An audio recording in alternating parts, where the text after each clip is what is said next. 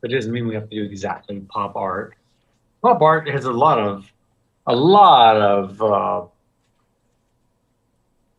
variation to it, but mostly the pop part comes from the marketing, the marketing to the masses. So pop art isn't identified by any particular like aesthetic. It's but typically bright colors. So we'll do that. We'll just punch some colors and see what kind of trouble we can get into here. But anyway, how about we do a quick little value? Let's do a value thing here. And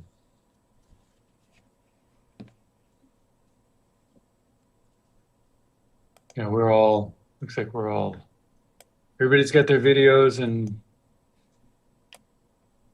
audio off, it looks like. Good. Okay. And so remember, this is just a quick sort of value deal here.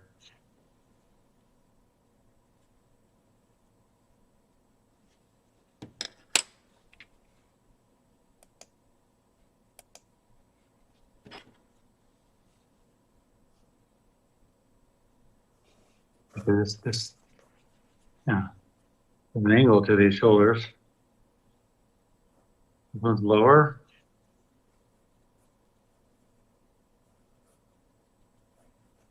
And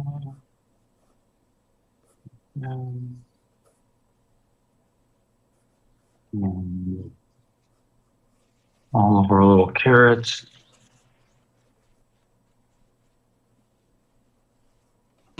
And all kinds of neat little props. I like the lamps in the background. That's fun. Stuff back here. All right. And that's about all the drawing we need for this. Okay, now value. So again, use black if you like, but if you don't have black, you find a brush here. I have way too many brushes out here.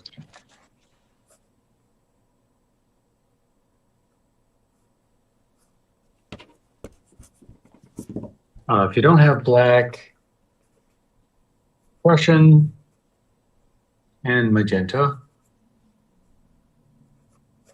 or Prussian and cad red, either one might be a good way to go.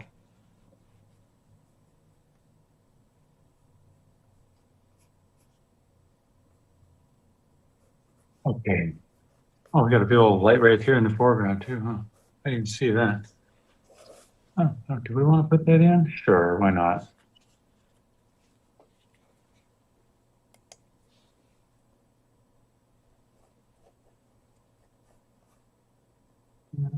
Okay, we got some of these. More like a mosaic. A mosaic of value here.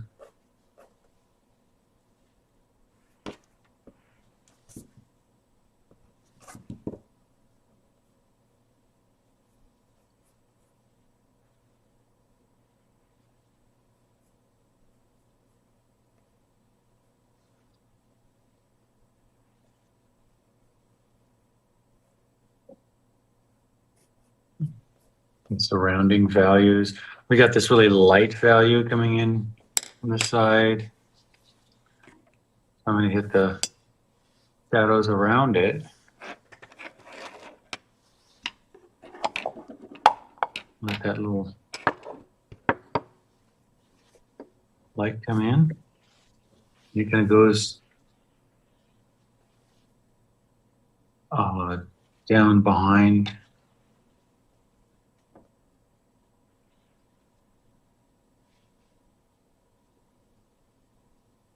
We're gonna have some of these on the wall.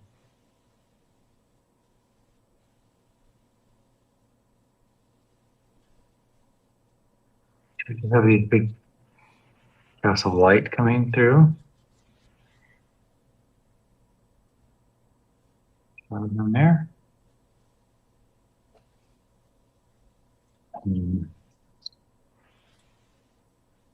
So we have on him. Pretty dark for the shadow, but it's pretty good for his face. Bring that down on the side of his face. He casts a shadow onto his shoulder. Couple of shadows in the clothes. And on his arm.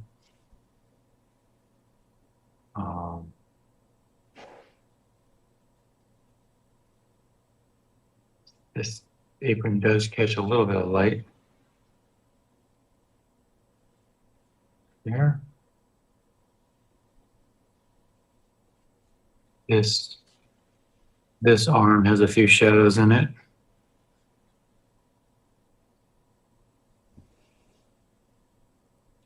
And so our little friendly carrots.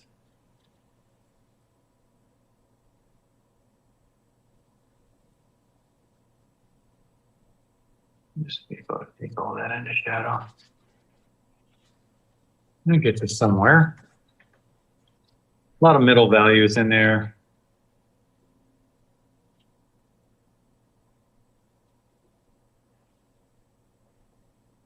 And go for some lighter values, like there's light shadows in his hat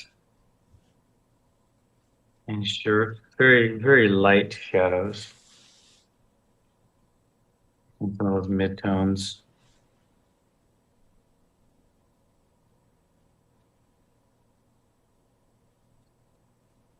And even this table isn't really all that bright. Keeping really the highest contrast up here, that light coming in through the back too. Looks pretty nice.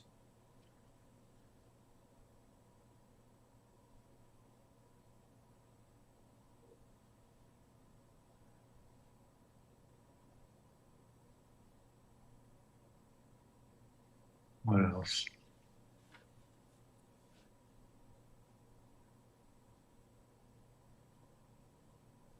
Lamps. Lamp too, except for right where the light bulb is. That's pretty bright.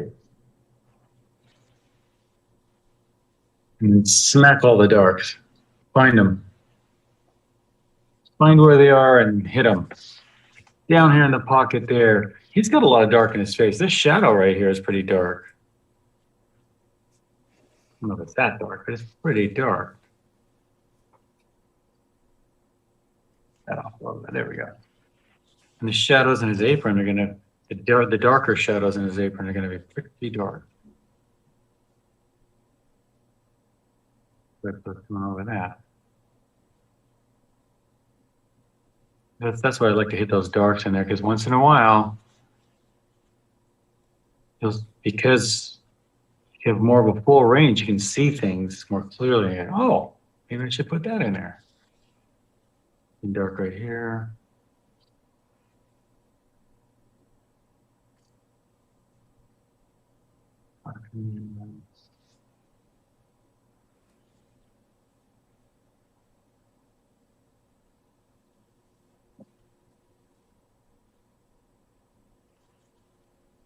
Darker.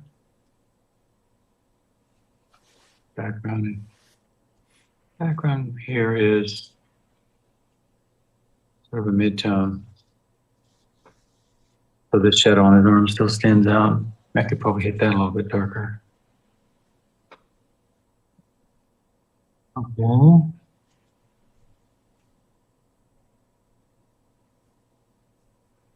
right, so darks on these.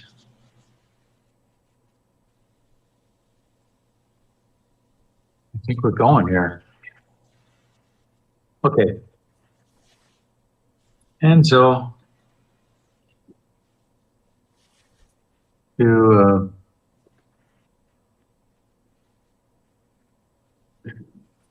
four.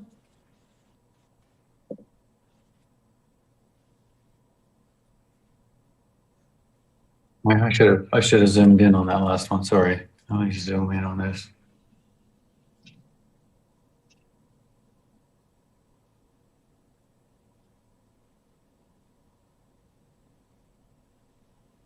Okay. Where's my picture? Can we see it again to take a picture? Oh, sure. Oh, hang on. Oh. Come on, camera. Here we go. Got it. Thank you. Hey, you know what? I'm going to take a picture of that too.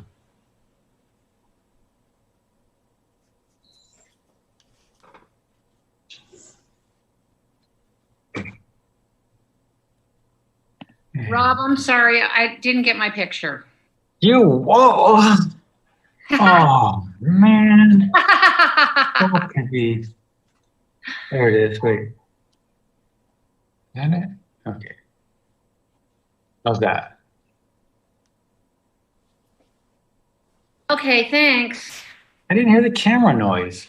Mine makes a camera noise.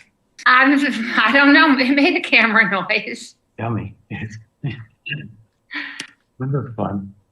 Remind us of the good old days. Yes. Real machines, they made noise. I miss the good old days when it comes to that stuff. I definitely do. Okay, so, we got a Mr. Chef's hat. And, when you're looking down, he's looking down, so you're really looking down his face. This is why the eyes will sort of wrap around the face, etc. And the ears end up way up here. So we'll talk about that more. But look how high his shoulders are there, almost even with his eyes. You got this shoulder here, and then the other shoulder is more down here. That's because he's kind of leaning into it. So as you're putting those things in, you can kind of get a sense of it.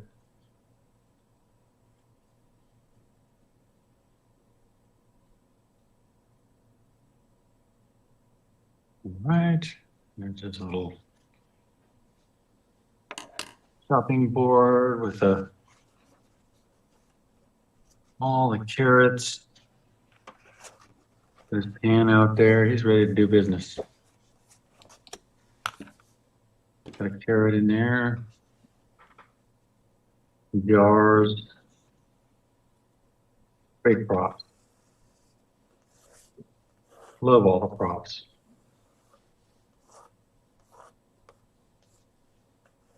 All right, where are we at?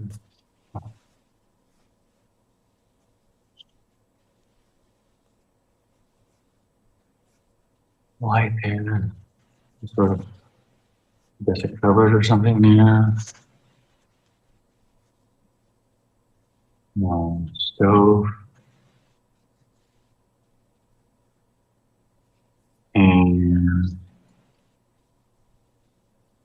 more of the lamps. Lamps, lamps, lamps. I love lamp. I bet you guys don't know where that comes from, do you? No. Oh, I love lamp. Okay. What's it from? Oh, that movie, The Anchorman. There's a guy in there who's really strange and really funny. Oh, it's Steve Carell. I love lamp. I don't know why that always stuck with me. He got really fun and totally abstract on that. Okay. Oh, maybe I'll just indicate this one, my little, well, that's funny. Plenty of drawing there. Okay. Colors. Some beautiful colors. Okay, so how about with the shadows? Let's start off with some shadows in the background. I know they're very gray, but I want blue. Blue shadows right here. Obviously, I made him a little small for this situation, but I really don't mind that at all. Okay. And that would be pop art, you know? I mean, just to exaggerate the color a bit. And they, you know, they get that from the fauves. I mean, all you have to do is look at fauve artists to get. So I look at a lot of pop artists and I'm going, well, you're not really doing anything new. Some of it is, you know, I mean, but.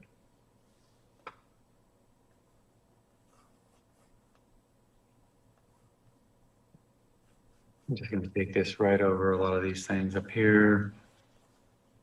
We got a neat shadow going across the cupboard. I don't want to get too detailed with this because it's just about a basic color sketch so we can get into that finish. I'll take that right over. Take that shadow right over the stove. And we've got a dark here. I'm just going to take my shadow right over that. Most of this stuff is in shadow. Get some dark on this pan here. And then this light cutting board is pretty dim over here.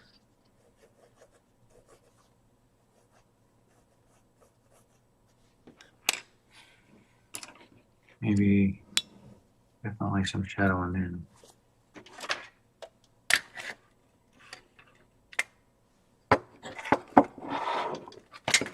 Let's go on the blue. We got that blue apron.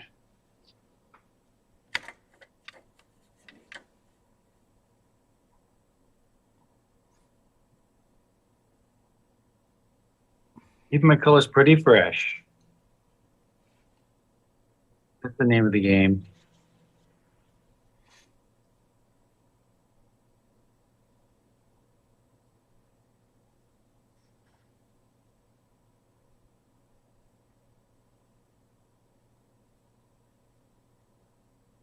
Right.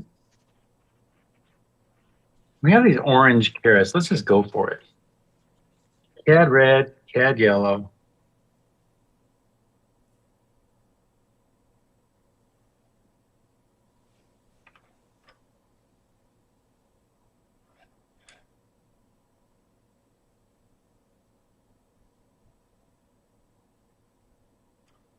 Putting it on there kind of thick.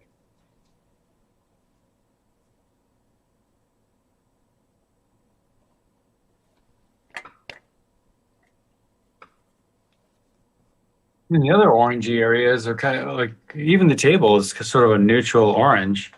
So it just take that orange and add a little bit of blue to it. Neutralize it down.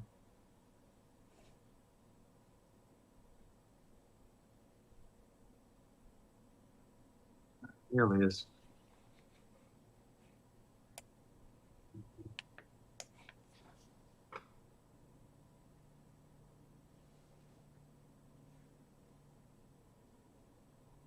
On, you know, even on his face, it's pretty orange, like more of a pinky orange though. So I'm gonna add a little more cad red to that. I'm not gonna go pure orange on his face or anything, but let's see here, just add some of that. Arm.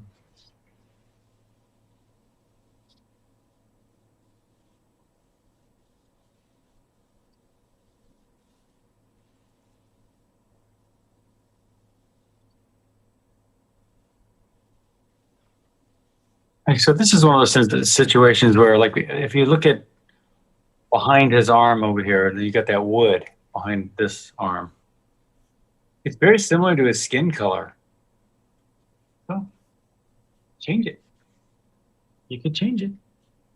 You don't have to paint what's exactly there. So it's something to think about.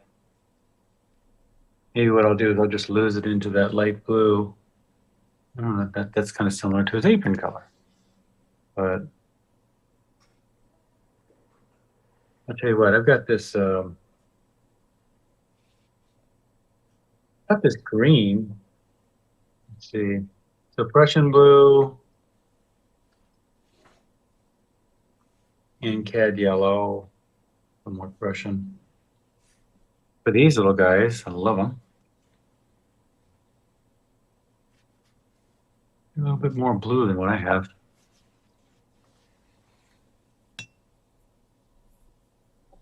I'll put that up here, huh? Keep it dark. I can shade over that later. I'm thinking maybe I can take a little of that back here behind his arm. There we go. Oh, I'll divide that with a shadow.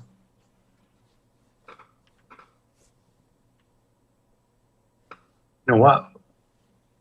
While I was on the oranges, I probably should have hit a few of these yellowy oranges right up here under these things.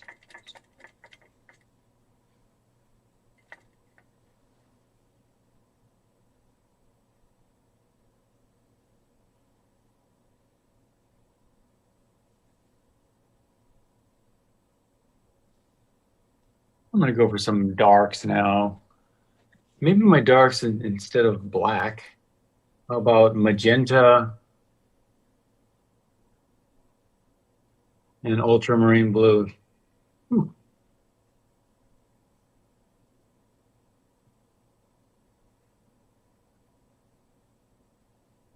Magenta and a violet. Push this thing into the third dimension. You can't do it without the darks. There's someone here. Some of these darks are just so dark.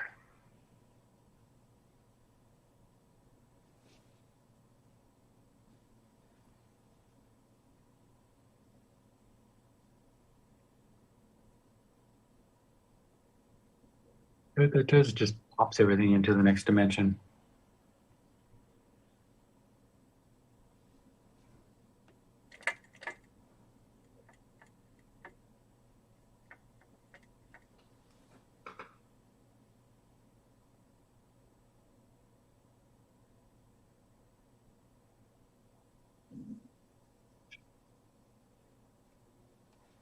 Oh, a shiny thing behind him there. And a nice little dark shadow up in here.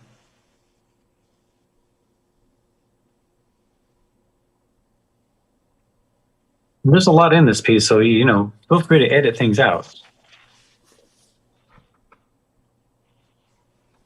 While we're at it, might as well hit some of these dark shadows in his apron. Pretty dark.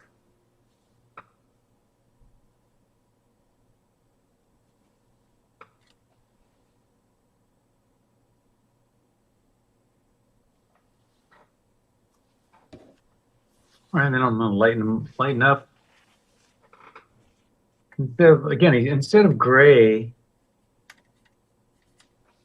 shadows on his shirt, I think I'm gonna go with a lighter version of what we just put down. Just that's too light. That's okay. I'll go over it again. Some neat ones in the hat.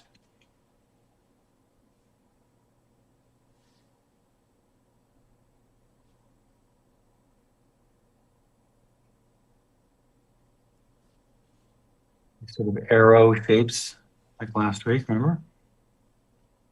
And the sleeves. One here, okay. And What shape did you say? like an arrow. Arrow, okay. Yeah.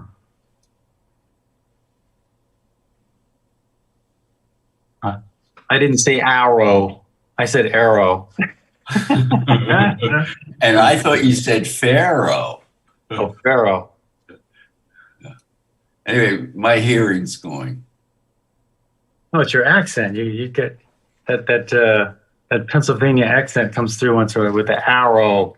Arrow. Hey, Louis. And just, Forget about it. yeah, forget about it. I love it, man. I always think of this guy. I know I've talked about him before, but you guys probably feel like you know him by now. This guy that I did mural paintings with once just had the thickest accent. I never heard anything like it. I thought I was joking in the beginning, and then I realized, wow, he does that well. And then I thought, oh, he's not joking. And then it turns out, Do you know where he was from? Jersey, Okay. like Yeah. a thick, Probably northern Jersey, closer to New York. yeah. Yeah. And he goes, oh, and then someone told me later that he just got out of jail for, it was kidnapping and like grand larceny or something. It's just, I was like, oh, wow. I thought it was pretty cool.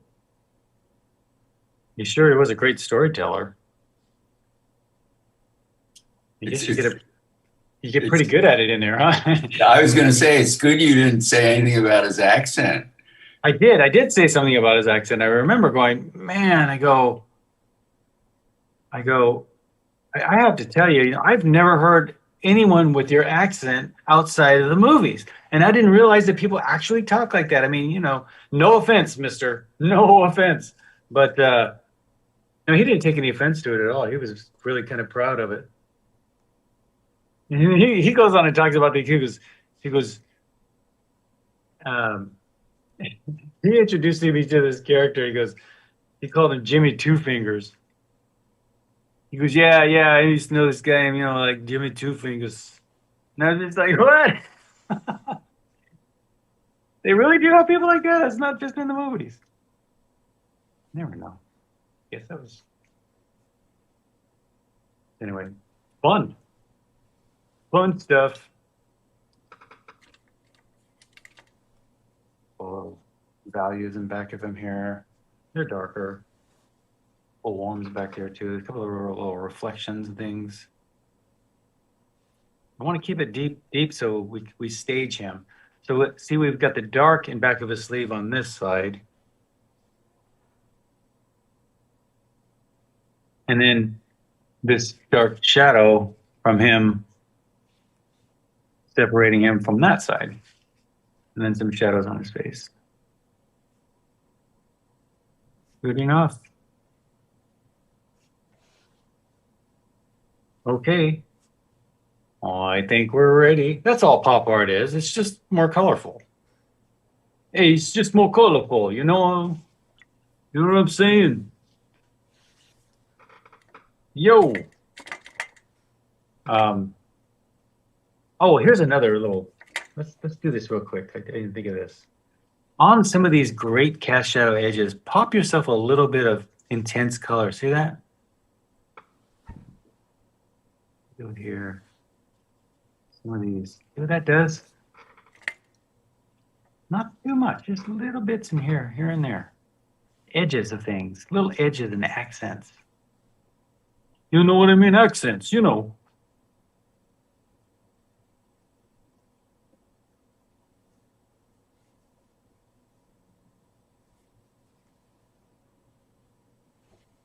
Makes things more colorful.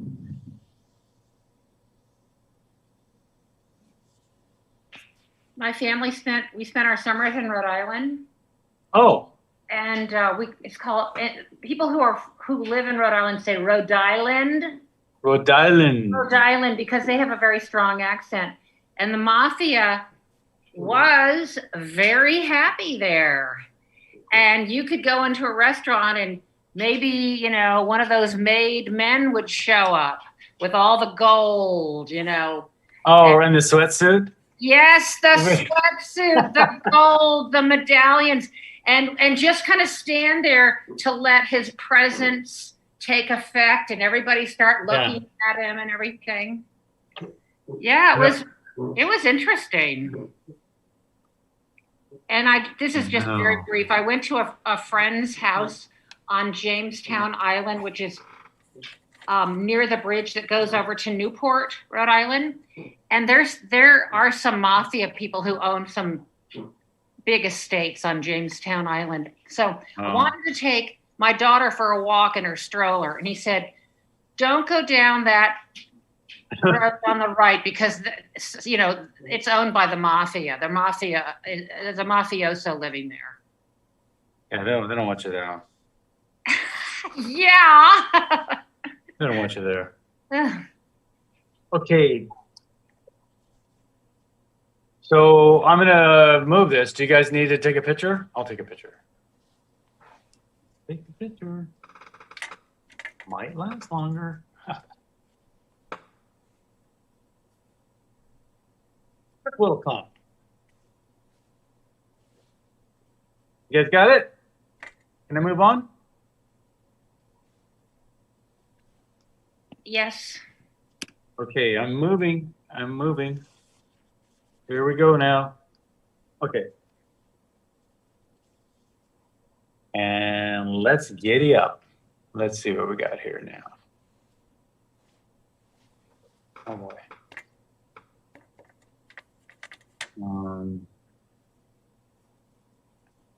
To move things. Yeah, here we go.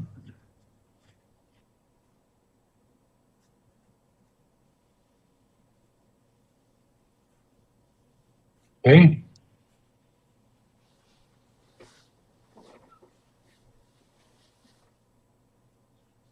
So I can't come up with okay, it goes all the way up and move down to about here. Oh, we're good. All right then. You know what I'm thinking? Can I get this down lower?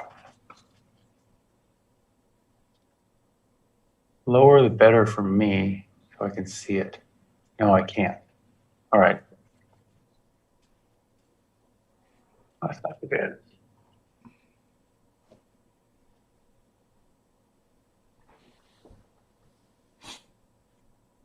All right, let's do our business here. So we've got our app. Oh, by the way, I don't know if you can see this or not, but I actually, he's bald, but I thought this guy needs a hat. So I found a hat and I photoshopped it on his head.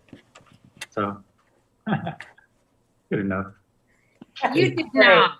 You did not do that. Yeah, if you look at it close, you can probably see. Ah. Yeah. It looks really great. Yeah, it looks great. I had to distort it a little bit to fit around his head. But, you know, that's what I have to do to make these things work. I mean, come on, he needs a hat, you know. Come on. And I would argue that the hat is the best part. Oh, cool. Oh. Maybe we should The do hat is the most charming element in this Right, photograph. you gotta have a hat. I would never be able to tell you did that. Yeah. Yeah, if you get up and look at it, though, you can kind of see the little stages because I had to make up the light on it a little bit, so I had to light the hat. It wasn't lit the same way. Part of it was, but it was fun. I mean, I used to do that stuff. You know, when I stopped doing set design and whatever for a few years there, I just was trying to get all any kind of work I could. And so I stumbled into some sort of graphic design jobs. And I was doing a lot of design work. And so see, now, if you look at his eyebrows, they're almost even with his eyes. They're going to almost overlap each other. See, if you follow that curve and go all the way up back, see, that's why his ears are way up here because he's looking down. Might even have less chin than that. More severe angle. We could lose that into beard. So his ears way up there. Makes him look like he's looking down. And I try not to drop too much because, you know, the more lines, more stuff you have to paint around. And so I guess you could, though. There's a little triangle of light here on his cheek. So if that helps, indicate that. And maybe where the light is on his nose, but wouldn't put any more than that. Or I can zoom in, Rob. I'll zoom in on that.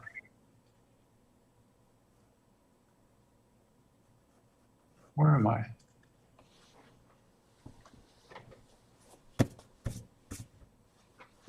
And like that.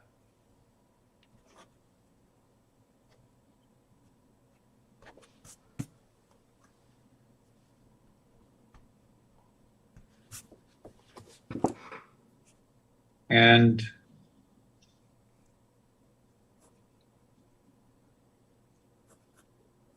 noticing that those shoulders are way up. I mean, they're not as high as his eyes, but they're pretty high up there. Maybe this one goes down a little bit more severe of an angle, and then this one over here. I think I put the bottom of his ear should be, well, the bottom of his ear is even higher than his eyes. Wow. There somewhere. It's kind of sticking out there a little bit. Let's see. Well, this one's almost at his eye here. And just realize that this one's down a little lower. So sometimes it helps to just draw yourself a little angle just to get that. So I could probably still make this a little bit more of an angle there. I'm drawing my guy pretty big, so it looks like I won't be able to get as many background elements into there, but that's okay. For this piece, I think that's fine. So I'm going to put this, I'm just going to guess and say that this elbow is about there. Maybe this elbow is down here. That way we'll get,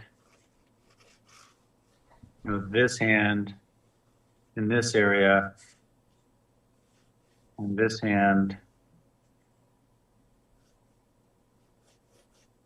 more in that area.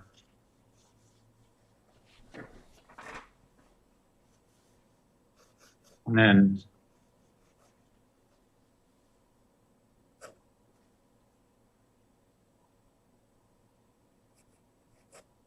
maybe can give it a little gesture.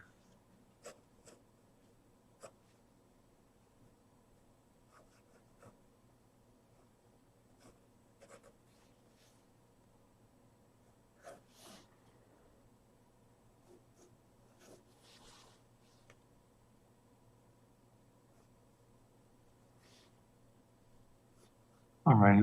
Remember, we have an arm here. I'll just indicate that. And, you know, so let's say our elbow goes in that direction. We have this other arm here. And some sleeves and such to go around there.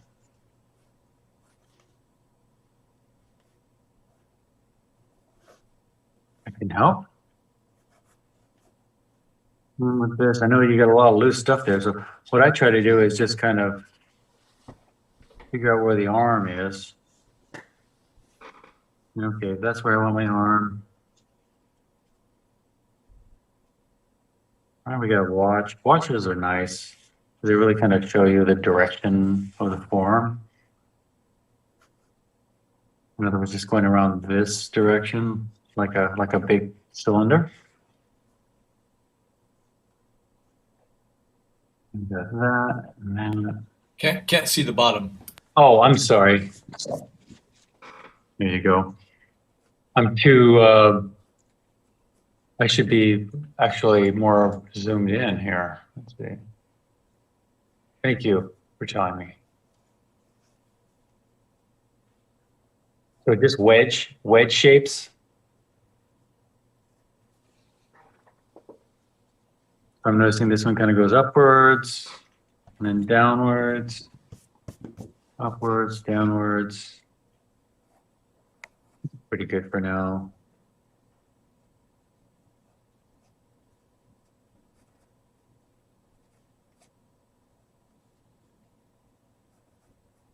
Maybe there's a little knife in there, huh?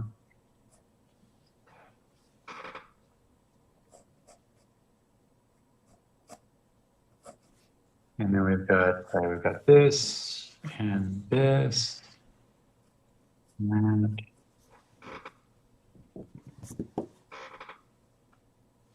top of his hand, remember there's that block. And the rest of them just kind of fit into like a shape like this.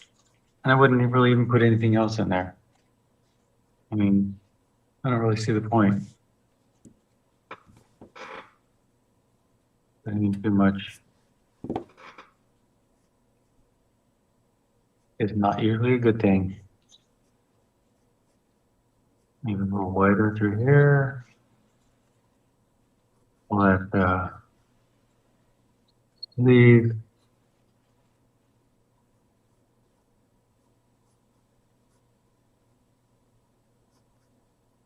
We've got carrot. Some other carrots. When I have a lot of things like this, I usually just sort of lump them into a big shape.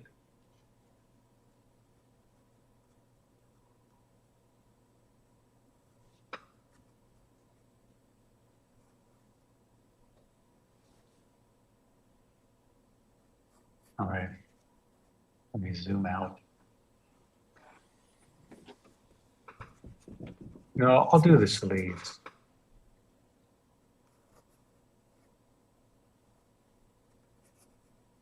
Could be some what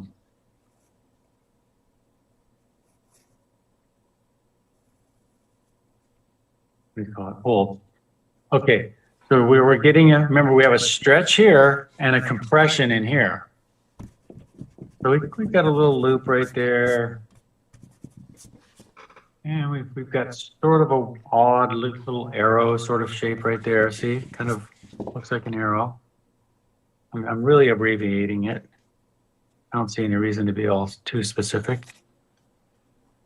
All right, maybe his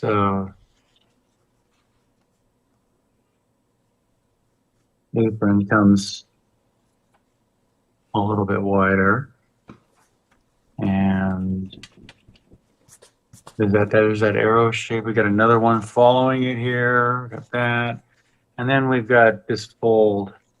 Gives us a neat little shadow right in there. And that's about all I put in. I don't need any more. Can make up the rest with the paint.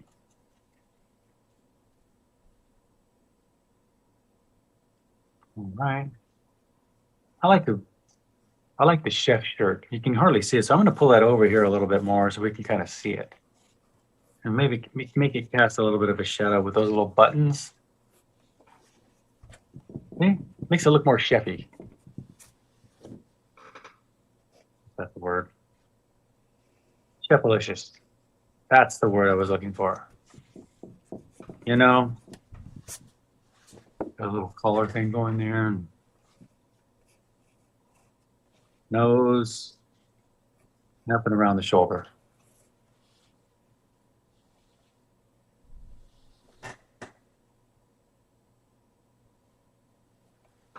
Again, it's sort of an arrow shape there. See it? On the other side.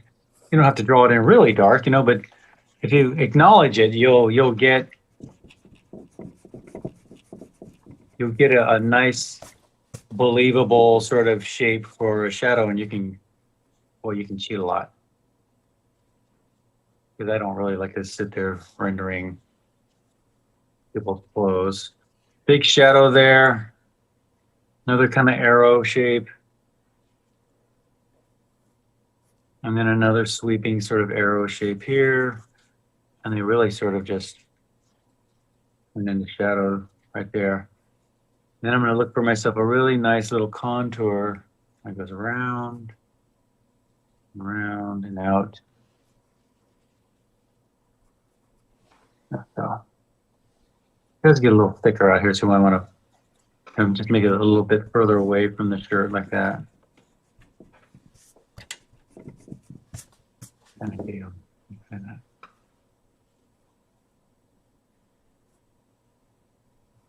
Oh, we have shadows, but I think they're pretty. There's no sense in drawing those in, I think. You could even put in those pinstripes if you want to, you know, knock yourself out. I don't know if I'll ever get there. Let's see. And we've got a cutting board back here.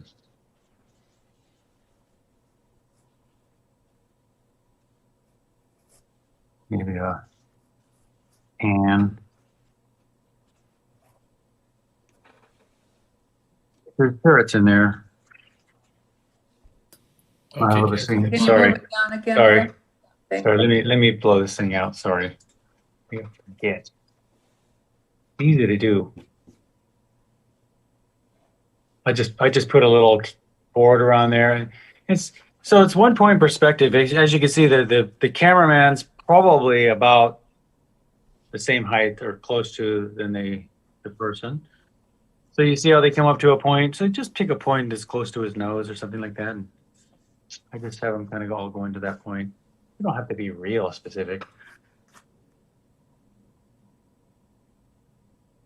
Just, you know, get it exactly right on the first try every time. That's all I ask. I don't ask much.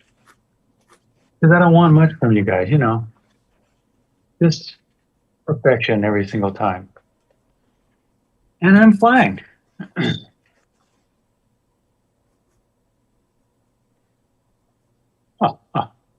Okay. My fun little lamps here. If I can get them in there, I'm good.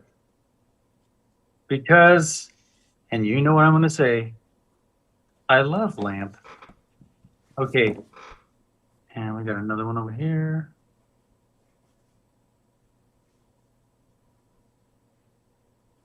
Right, those guys. Interesting wall coming down there with some really interesting shapes of light and shadow. Put a cupboard in here, just knocking in some nice little background shapes that could be very abstract. I don't know what this dark thing is in right here, but I keep thinking it looks like a radio. Like one of those boom boxes, you know, from the 80s.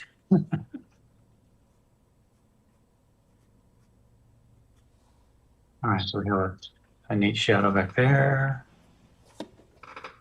I had that little, I don't know if I need that round thing on the wall. But it does add something, doesn't it? Yeah.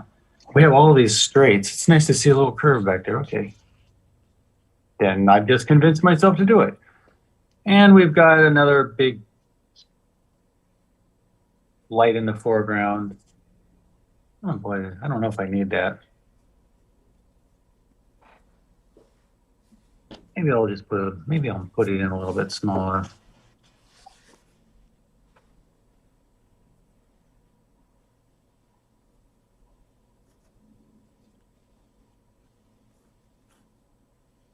A little bit of light.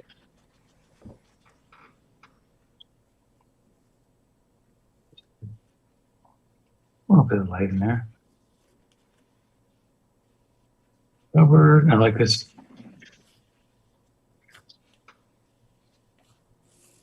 Neat little shadow down there. And shelf here. Stuff on it.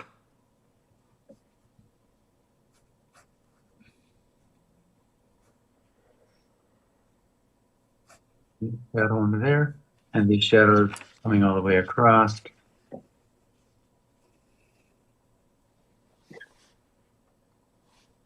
Over there. And we have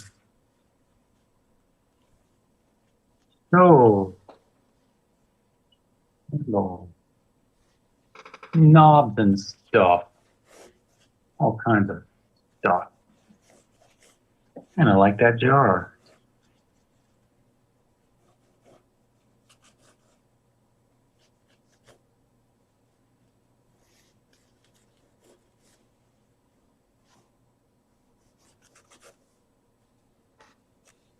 Anything else? Any kind of cup?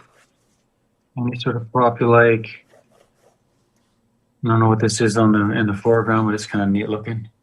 Some sort of peeler or something. Do they have carrot peelers? Or the potato peelers? You probably got a peeler for everything.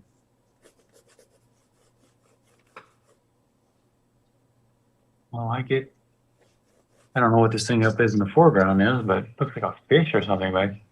Oh, it's just a shiny bag of something. Bags are great.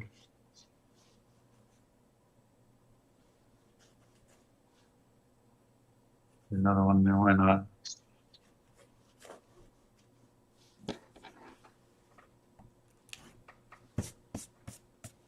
I think we're ready. I don't need any more than that.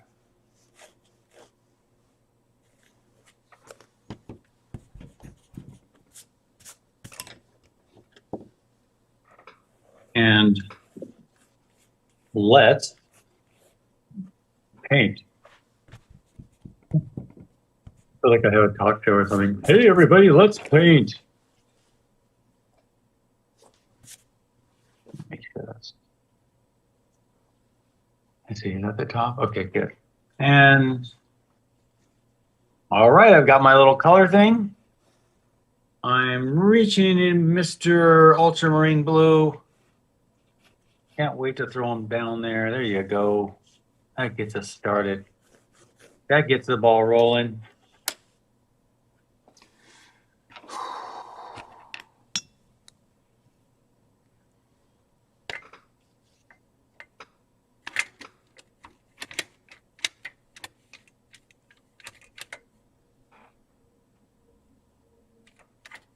Don't go into the, oh, that shadow.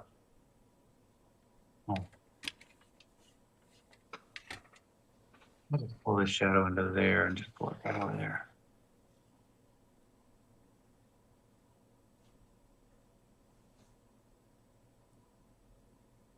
And there's that shadow.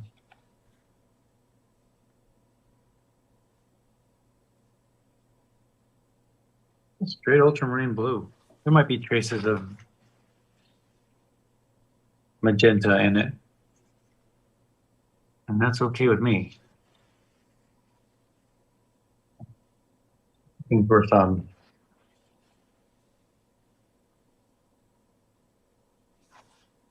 nice looking color. Maybe I can get away with keeping these little, what do you call them? So wires holding it up there.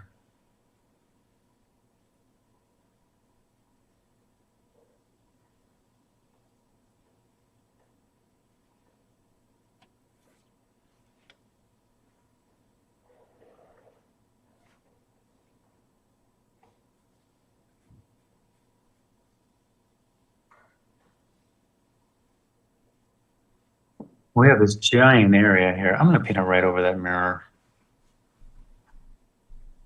Well, I'll do something to go dark behind that mirror or something like that. Now, within this shape, I'm just going to float a bunch of colors in there. Oh, yeah, look at that. Just why not?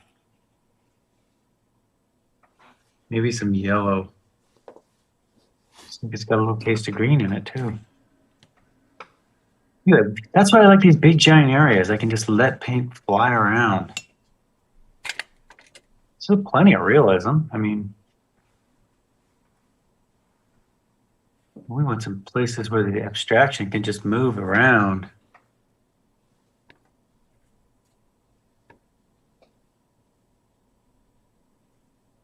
I mean, that's like, it can be a bit of a color field painter here. I didn't know it was going to get that kind of yellow back there. I like it. I'm going to throw a little bit in there, and a little bit in here. Just let the watercolor do the rest. Maybe I can articulate this a little more, a little.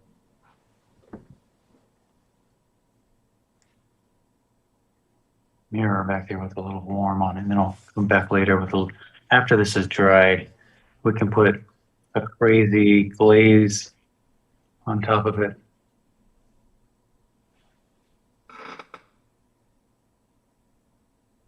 While I'm at it, I might as well hit these little, put any color you like in there.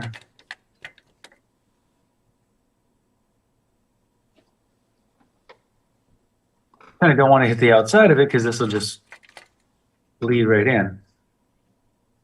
So it's like an organized wet into wet, a little more organized. With all of these hard edges, it's maybe a better way to go. And we have a little shadow under this.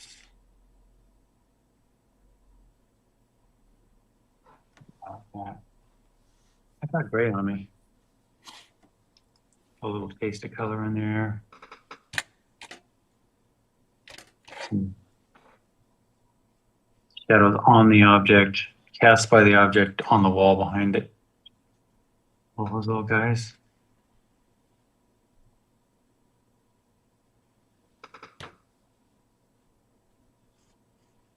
And another shadow here. I want that to be bluer. No. And I'll carry that shadow underneath here. Right behind my shed. Again, I'm just going to throw a couple little yellow ditties in there, maybe a couple little, any sort of red, like. Just let the watercolor do the rest. Let it be watercolor. I'm going to take some of this color right back here.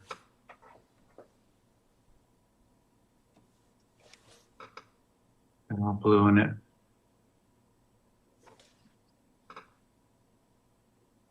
And it has a little yellow in it too, I guess.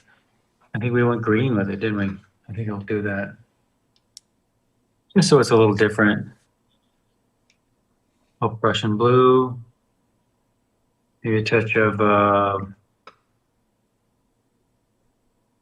lemon yellow in there. And since I have the green on my brush, how about we do those lamps? Let's get into it.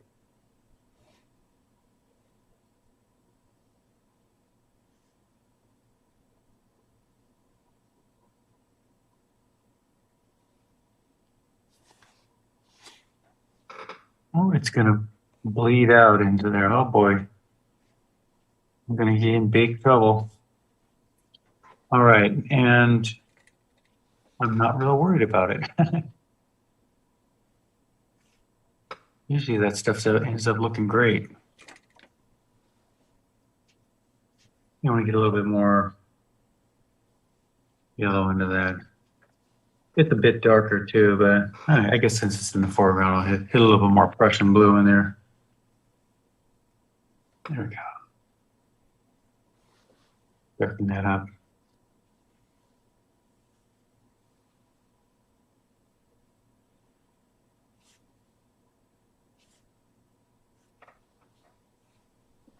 I'm going to hit straight Prussian blue over the top of it there.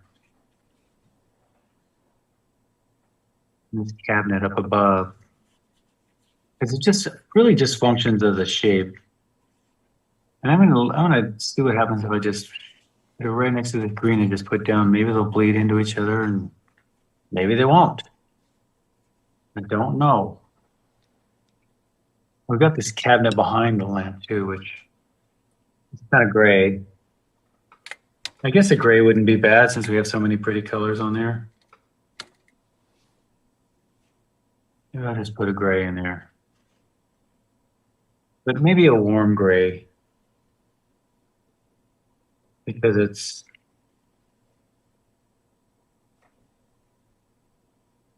So that's just red, yellow, and blue, and I'm leaning more on the red and yellow than the blue. So I'll put it right next to this and let them melt into each other and see what happens. And we're still doing wet into wet, but we're getting a little bit more edge control, that's all. But I see at the same time, I don't mind if things just bleed into each other. So.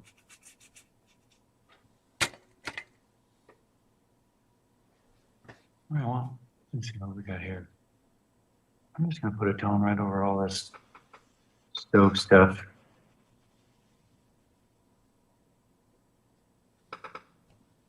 No refrigerator thing going there. If you want these jars to stand out a little bit, because you got to paint the background right through them. The background's pretty dark here. Let me hit something. I hit like a violet back here. Yeah.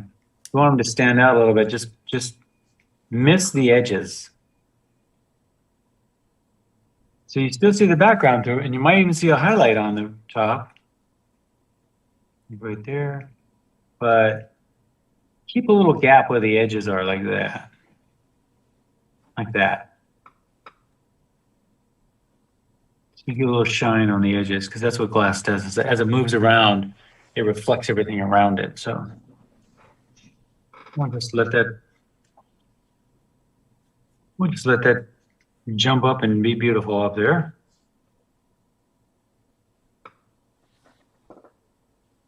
Watercolor doesn't have any problem doing that.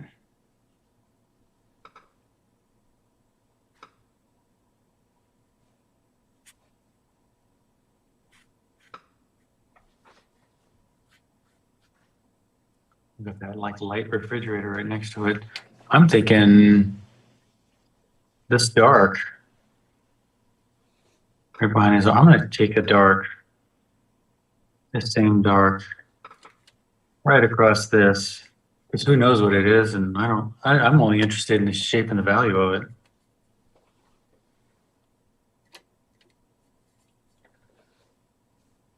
I'll take that right behind his hand.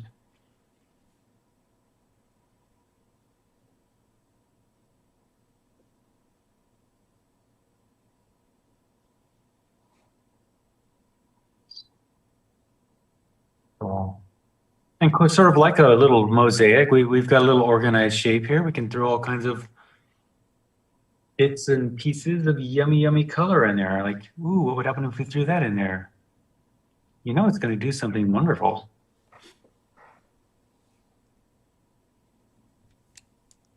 Oh boy. Oh, it's blooming out. It's spring. It's the blooming. I'm thinking I want to shock this painting a little bit. So let's take some cad red, cad yellow, and let's throw some of that in there. Oh boy.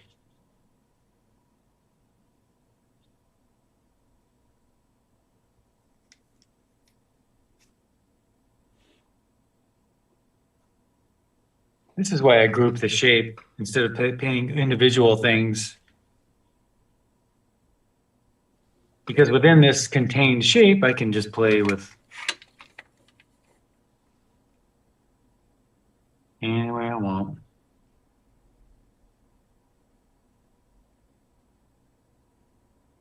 Don't forget the one on the tray. Okay. Something in there.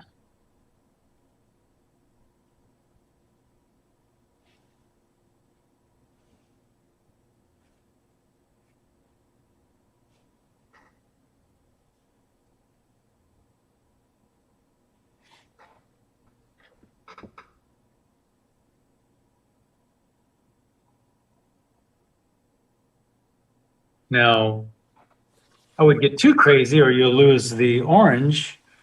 But, you know, the shadows are darker. So I'm gonna, while it's still wet, I'm just gonna get some straight magenta in those shadows. Just a couple for now, and we'll see how it dries up. But I think it'll, if you hit too much, it'll take the whole thing over. But I'm just thinking, just for a little bit of division in that. Maybe a little lemon yellow. With some highlights if you want. And it's just, there's 3 colors we got within our orange. That might be all we need.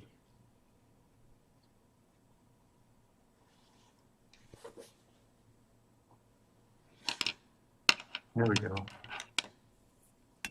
We'll see how that works. That was fun.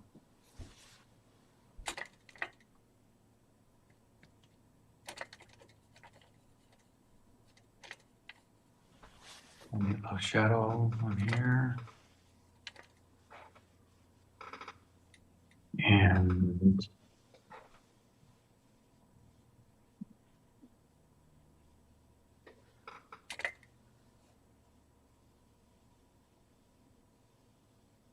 you can see now this color needs to be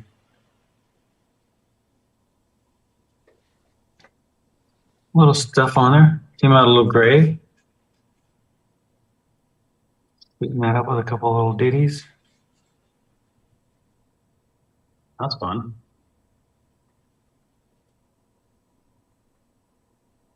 What about our neutral orange right here?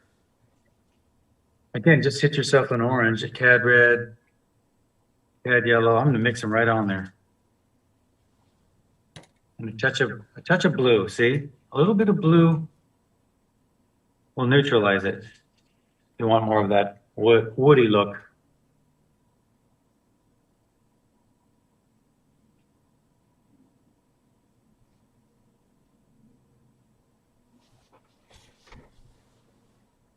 It goes neutral. The more blue you add to it, the more neutral it will get. So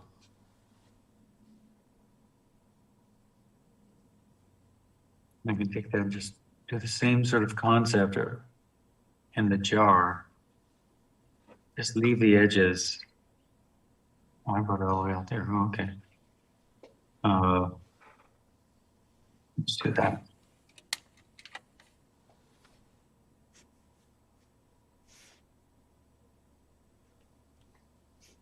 That's not jarring. Oh, I'm sorry. And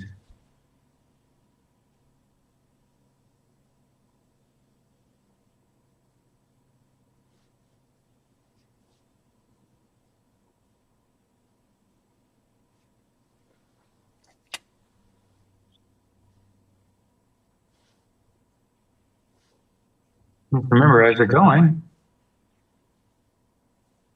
this one's kind of involved. Go ahead and hit yourself a couple other colors in there if you want a little bit of, maybe accent the orange in there. Whatever.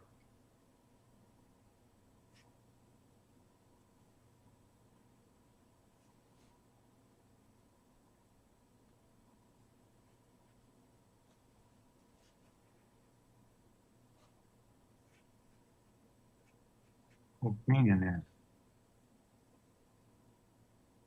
Whatever you like.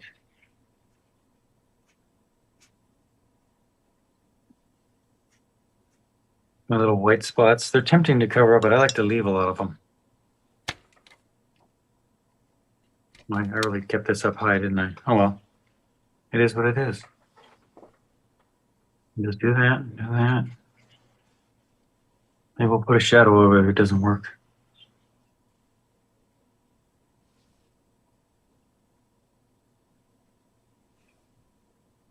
You know what's funny?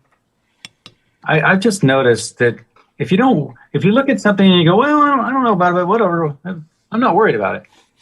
They always seem to work themselves out. I don't know why that is.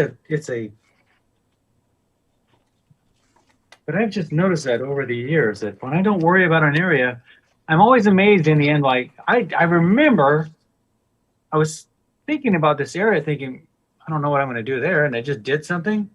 I came back to it later and said, wow, I didn't even think about that. And it looks really good. Like surprisingly good.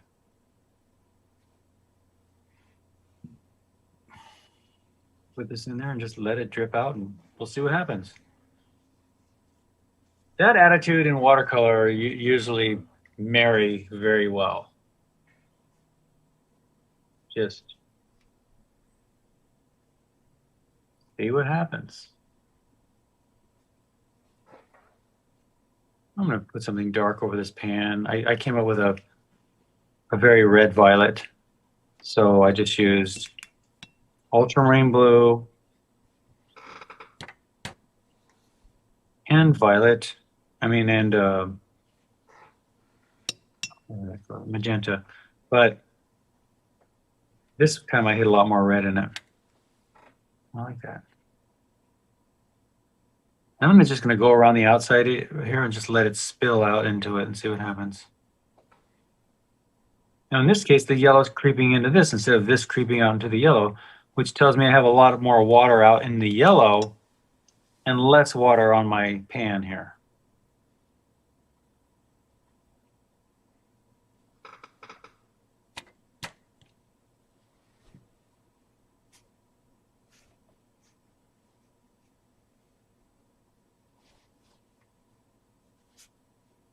I'll come back later and hit a couple shadows in there.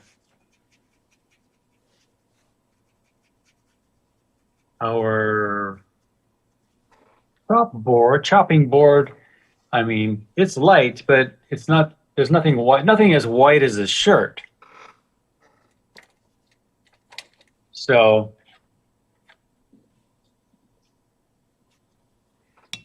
it definitely, in fact, the lightest part of it's this leading edge here. So I'm just gonna, oh, this orange is still wet.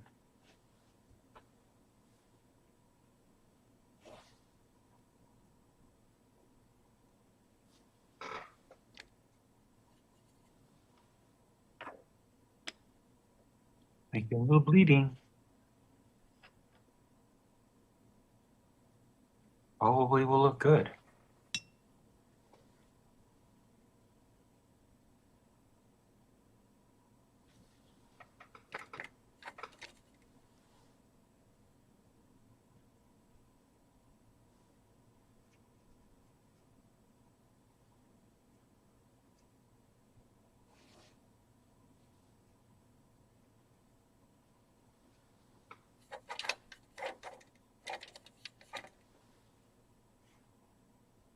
On there for now.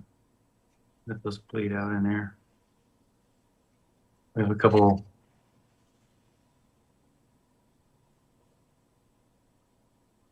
little sacks right here.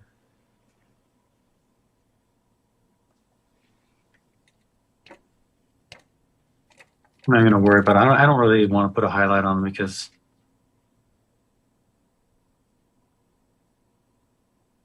they're not the main subject.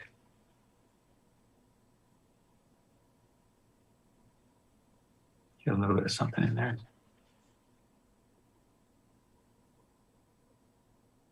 I'll probably cast a little shadow onto the ground too.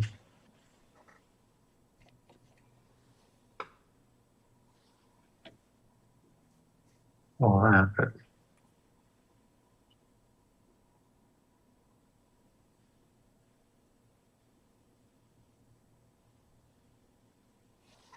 we have to hit that darker. And this thing too.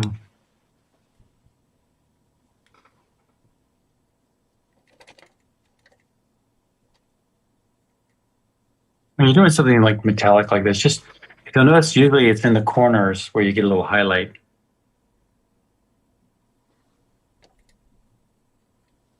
Well, as I'm putting them down, I think of things like that. I just watch out for corners, leave little highlights on the corners. Usually looks good enough. Maybe I'll wait for that to set up, or maybe I'll just throw in a little shadow now. It look a little detached until you throw down some sort of shadow.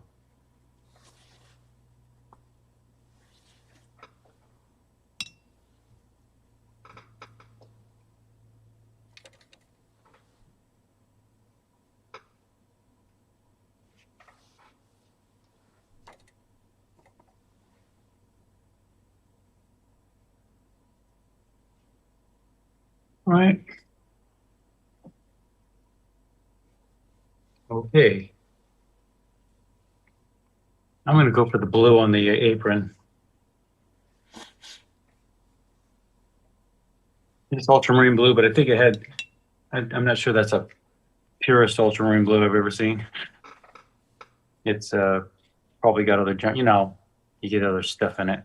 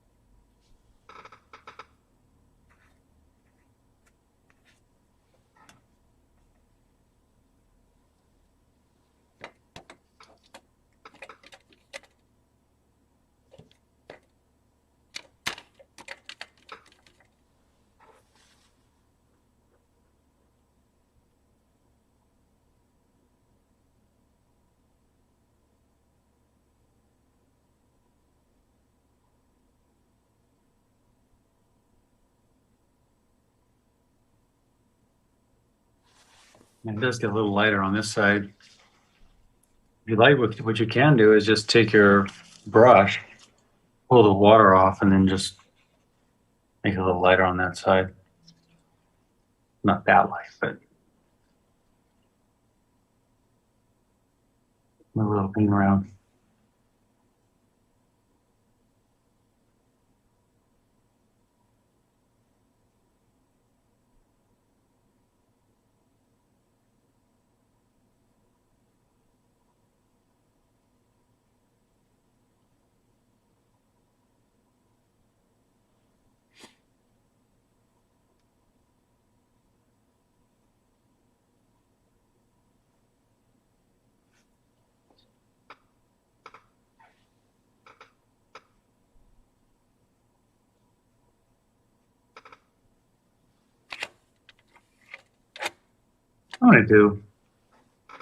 I'm gonna take some Prussian blue and just go for the shadows in there right now.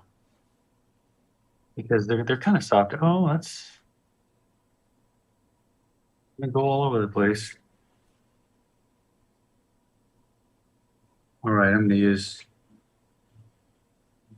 the force here and just believe in it. Believe it will work, Rob.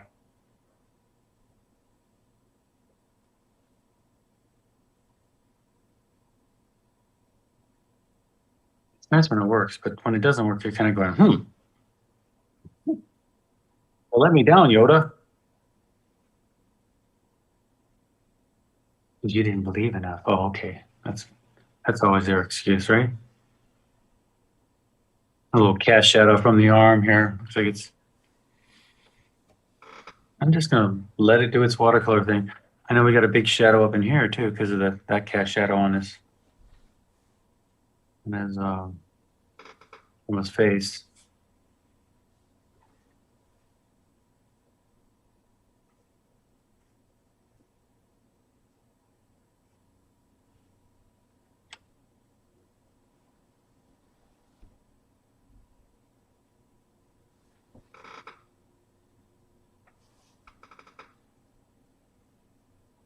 And if I really wanted to work these shadows out a little bit more, even when it's wet and wet, watch, like you can still take things off.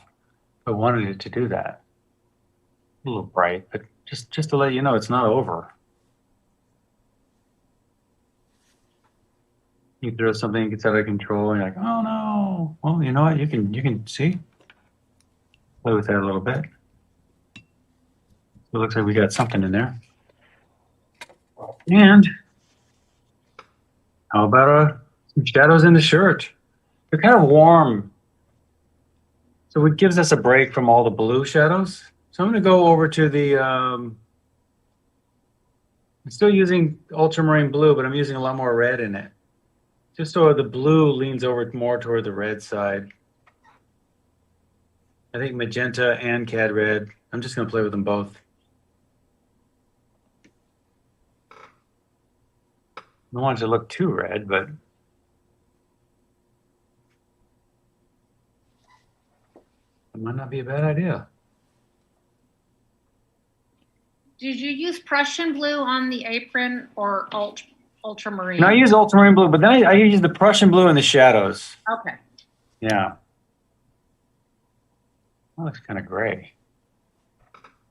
A warm gray and too dark, but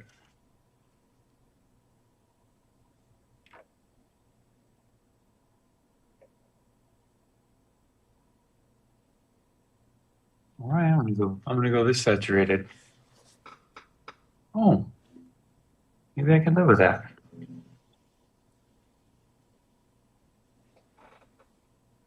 Let's some little shadows in there, little there, subtle one there.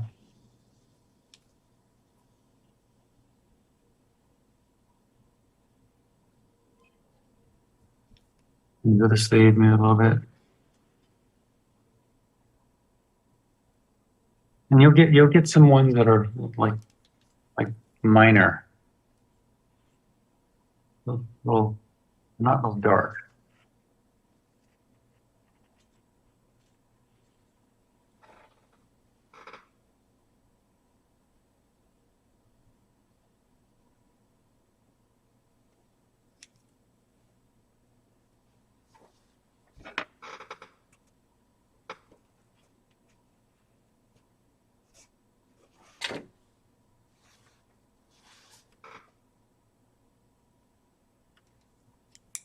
Shadow gets pretty dark.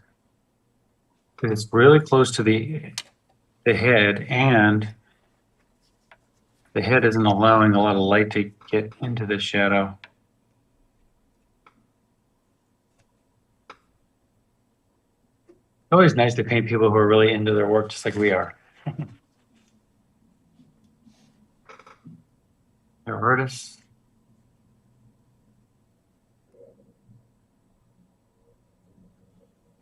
Work. That's all I ever felt like. I just wanted to find something to do that I could focus my interests on. That's all. It could have been so many things.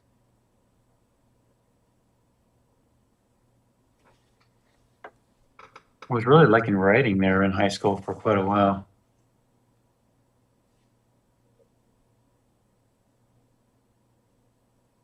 And music.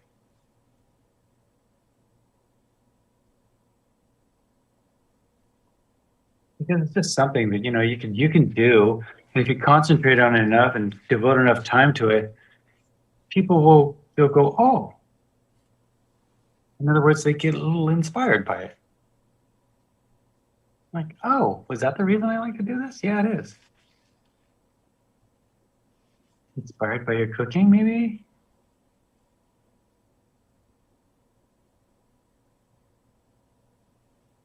By your writing, by your artwork, music, whatever. And that way, all art's the same.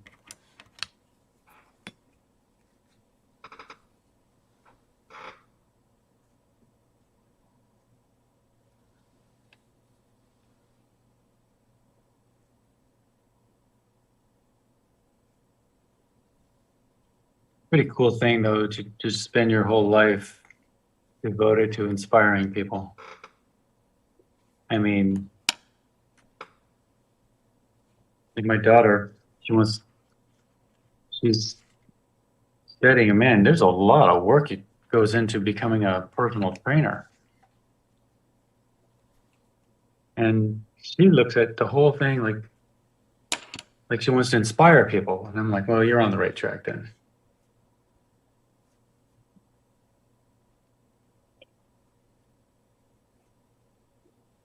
No, that's all. I know. You know, she. So at one point she was like, do you think that maybe I should have gone into art?"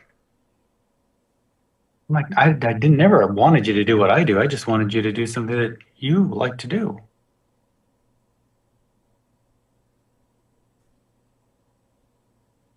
I hope we're going to still be able to do that into this brave new world we're going into.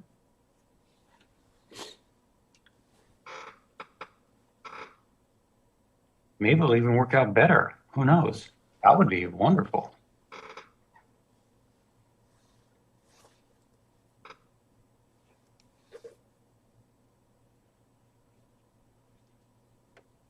Well, let's see. So I put the shadow on there, red, yellow, and blue, and I emphasize the red in it more. And see, now I'm just taking a. I have this hard edge here. I'm just softening the edge with a little bit of water. That's all.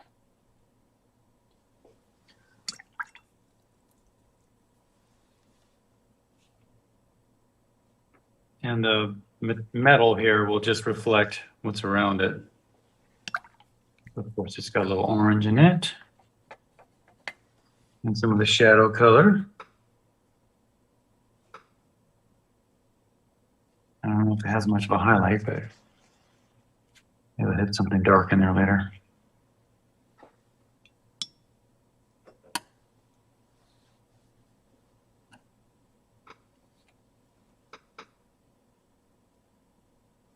And there aren't a whole lot of shadows in his hand here, but you could probably just.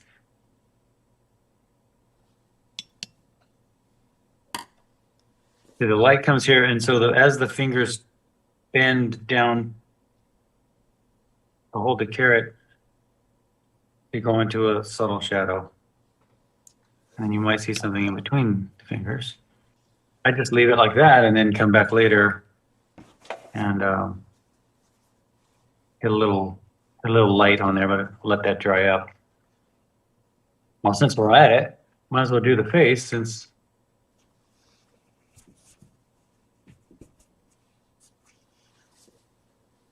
a lot of red in that shadow. I'm just going to do the shadows first, just like everything else. I mean, so this light casts the cast the shadow over the face. Red, yellow, and blue emphasize the red and yellow. He does have a reflected light in this shadow. Not very much, but there's a little bit of blue in there. So what I'm going to do is I'll pull that out. Let it set up a little bit.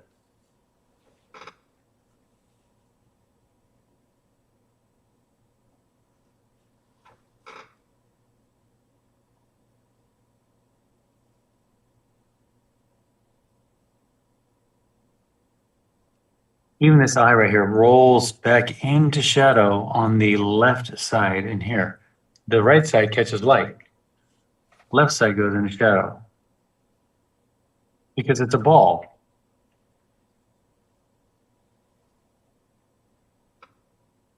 It's simply a ball.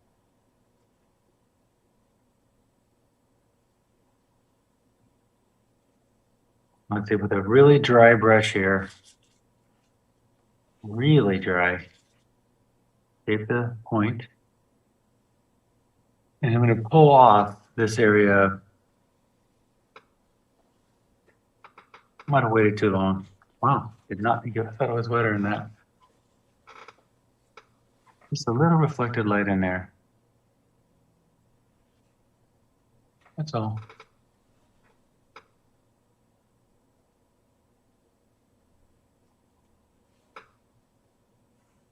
Just like on the arms, this edge right here, the form shadow edge will be a little softer. And I'll keep this edge cast by the nose. I'll keep that a little bit harder. Rob, do you mind focusing on the face while we're doing the face? Oh yeah, a little zoom in there, huh? Thanks.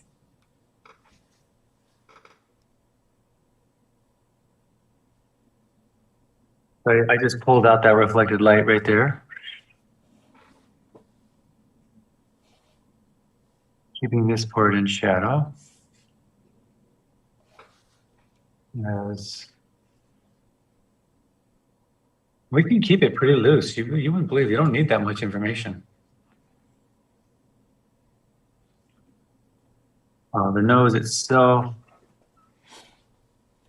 a little bit of shadow, and then he's got that little mustache.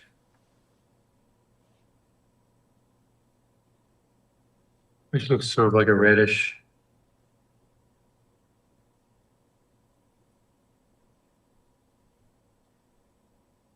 Kind of a reddish color in there. I'll just get a little bit in there.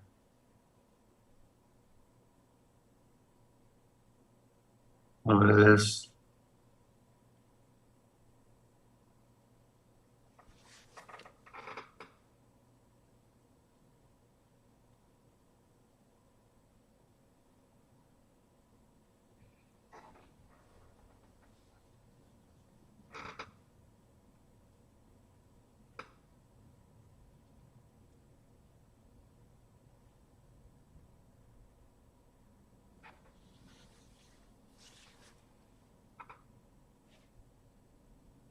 Red on the lip. Kind of orangey in the face.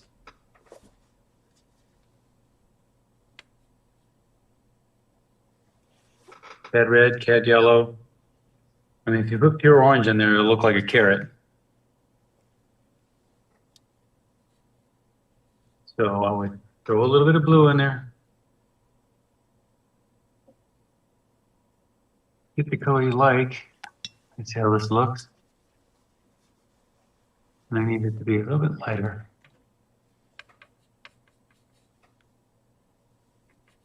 No real serious highlights in the face. I'm just going to cover the whole thing.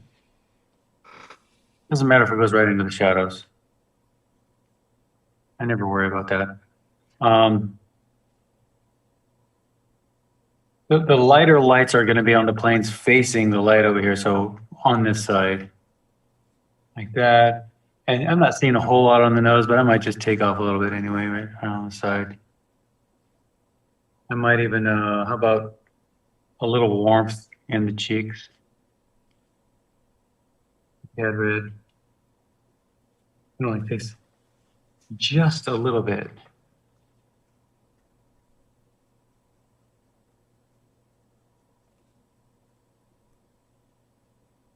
In the nose. I'll come back and hit some darks in there. That's what it's liking. All right. Move up to the hat here. Same colors as in the shirt. I probably should have done it when I was doing the shirt. So we got maybe a little bit bluer.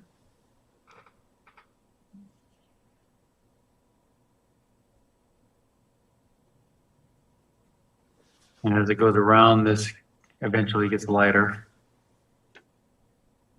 Some of these are lighter.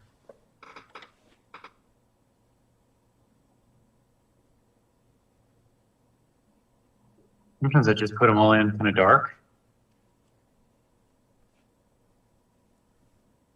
And then just come back and light them up. And now I just use my brush as a sponge again.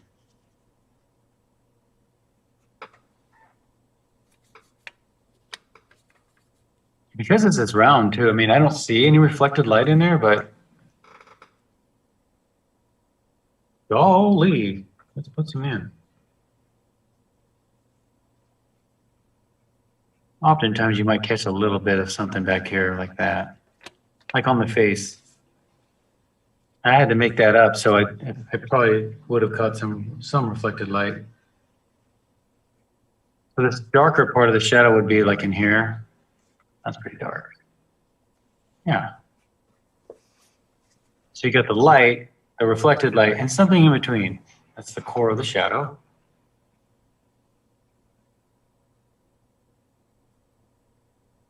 I'm just going to leave it. Is that enough?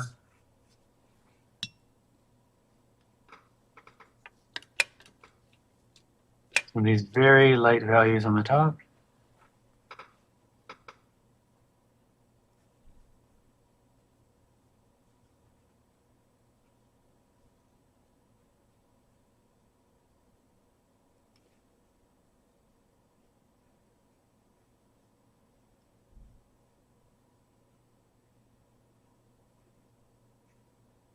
I want a little bit bluer with that.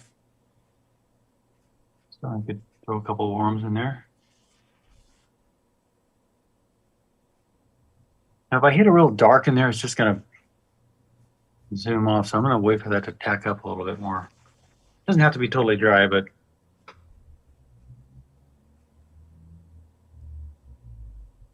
you know, since we did the face in that color, why not do the arms too? It's right there. I was thinking sometimes when I'm really flying on a painting, I think of all that, but not usually when I'm doing a demo because I have to do everything in little parts. So, Can you let zoom? me zoom out. Let me zoom out.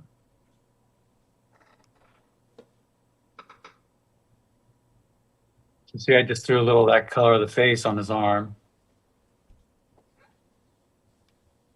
Yeah, a little bit of that. Don't worry if it goes right into the shadow. It doesn't matter. It looks good. The hand will tend to be redder.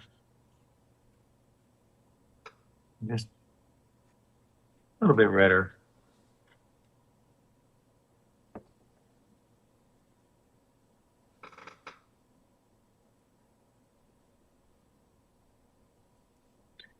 And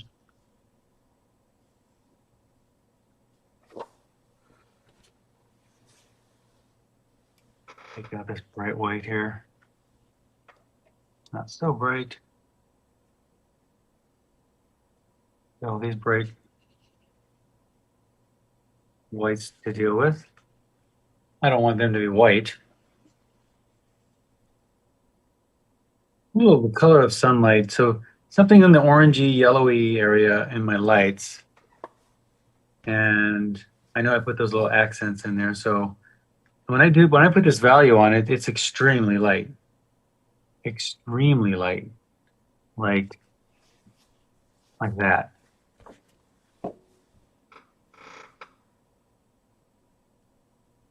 Just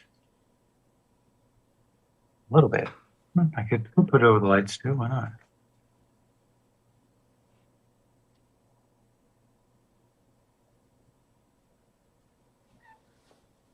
Oh, save those accents for later.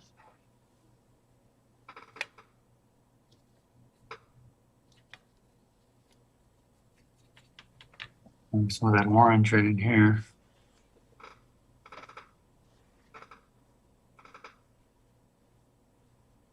Not a pure orange or anything, but some more orange in that. Maybe a little more yellow in that too. I hit a little of that down in here too.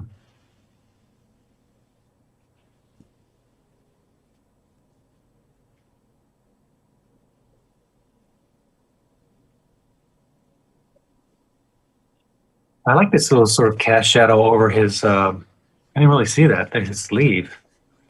Well, that's interesting. Didn't even see it. You get so into overviewing everything, you forget about the interesting little, it's got a very soft edge, so it's, may adds to the whole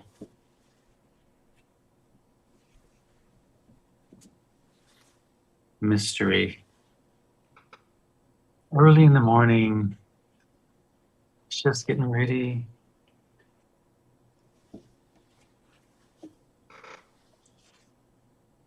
What I'm going to do is just take a little water along this edge and just soften that edge. Creating a little drama, pulling us up into the central focal point. And we do have very light little shadows in here. They're very light. I mean, the shirt, they're maybe even lighter than that.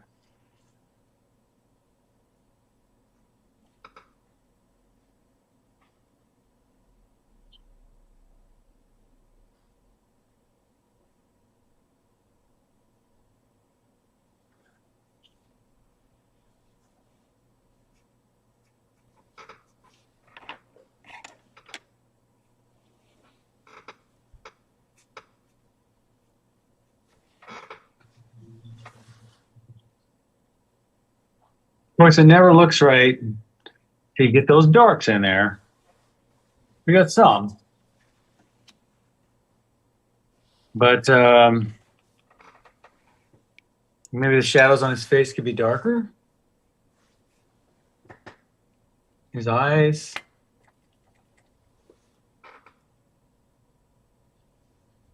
Let me zoom in on this.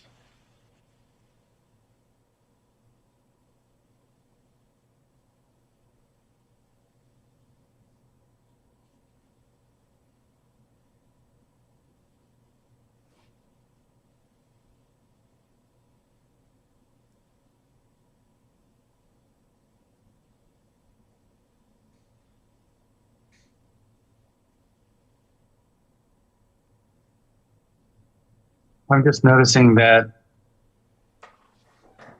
something dark in there. No, on this scale, that's about all you need. And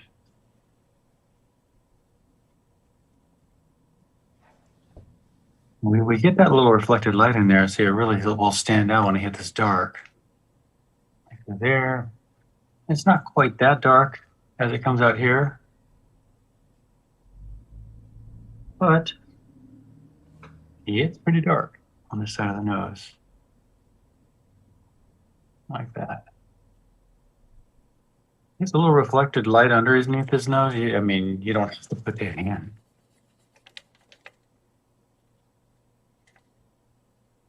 We're talking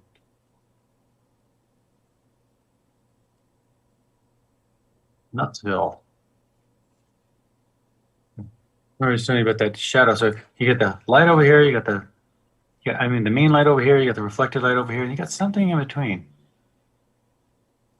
Okay. And that's a little bit too hard of an edge. So I want to blend it out into the light like this. Nice, soft. Get there.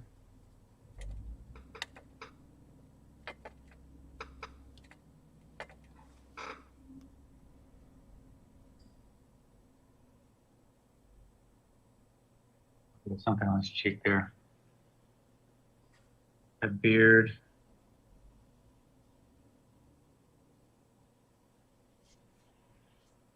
Pretty red. An orangey.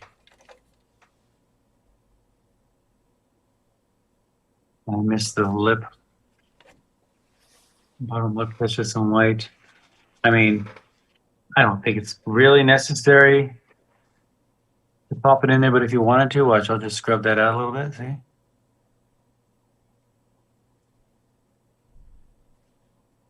Dab it. Scrub it out. Dab it again.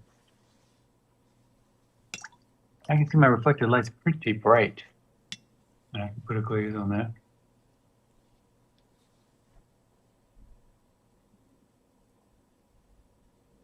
All right.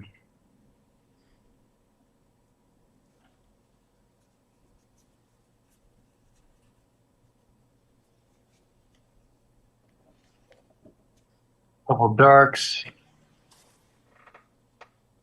in the lips, underneath the bottom lip, see it?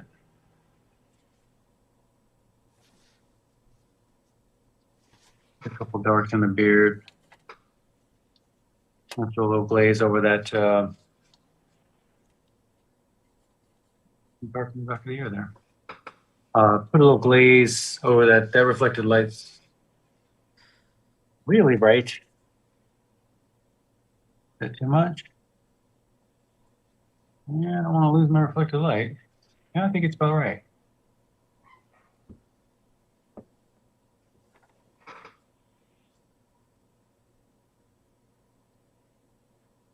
Yeah.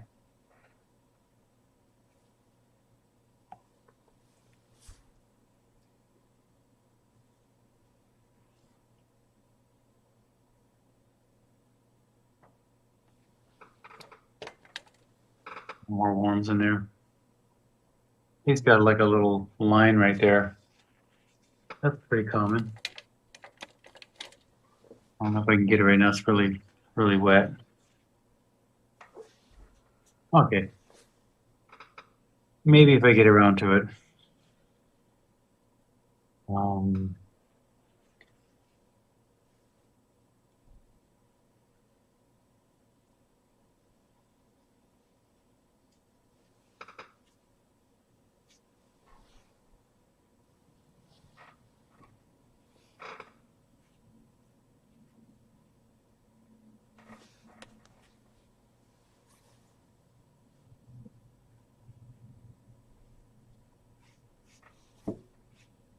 Yeah, those lights in the background are still pretty bright. I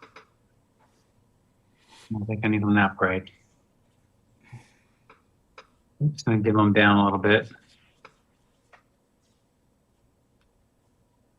Two lights.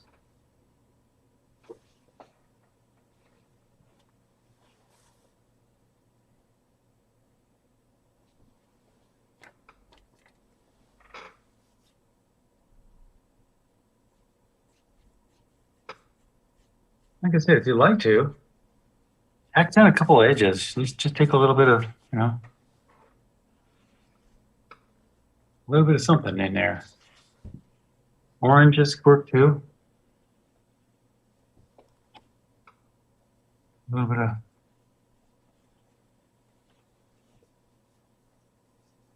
Not really putting a straight line. Just sort of accenting edges. Fun. Maybe around him too. How about on him? I'm gonna use like lemon yellow.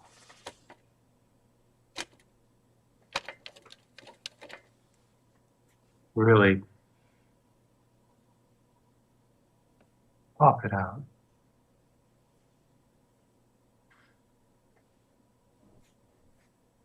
You can even use like a little green in there.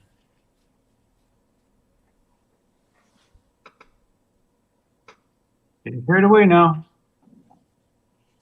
Whoa.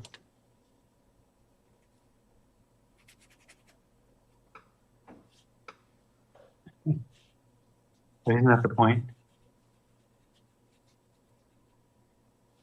Get carried away.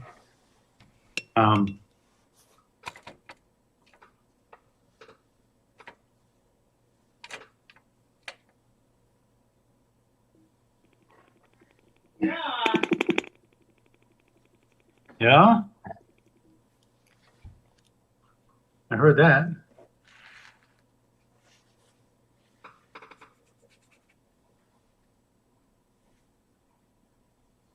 A little accents.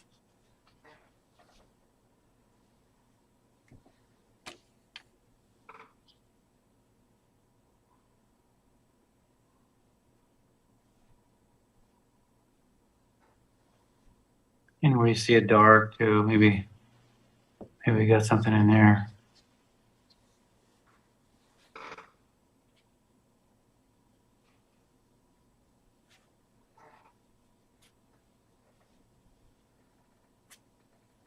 Couple of those or something under there.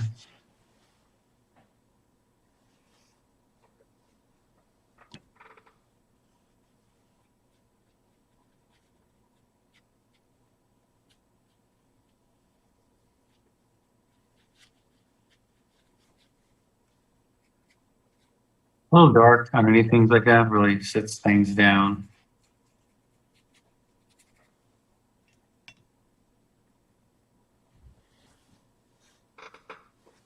It's accent time.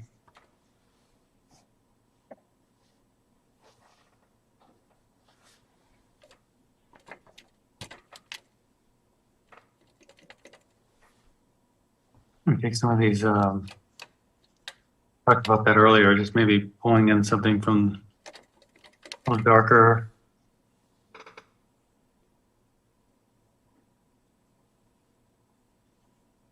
It's just Prussian blue.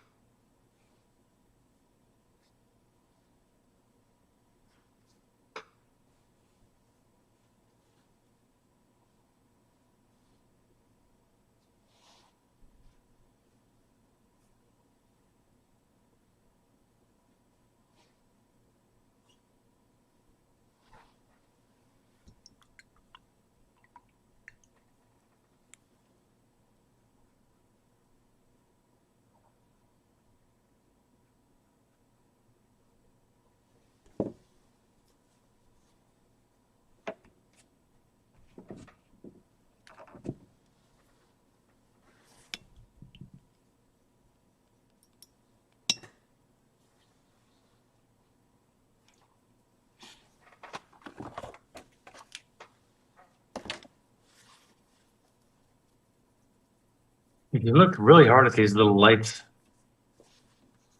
in the photograph, if you get the chance, maybe blow up the photograph and look at it, you'll see little intensities. Let me see if I can see them. They usually happen in dramatic light situations. Yeah, right along the edge, I can see oranges and yellows. I'm looking at his shoulder right here, and I'm seeing, if you blow up the photograph really good, I could see like a green around his shoulder. Wow.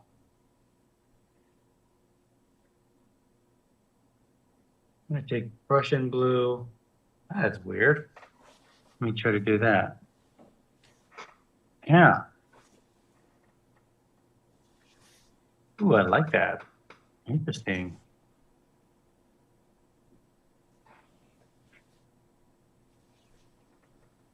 You know, occasionally you get a little, that's, I can see them around the shadow edges. Just take what's there and really push it, emphasize it. A lot of fun. That makes it a little more pop art. You know, it's not really necessarily pop art, but it makes it pop, doesn't it? Well, then it's pop art.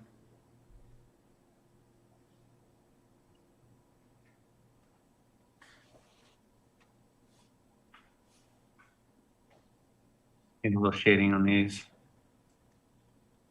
Left.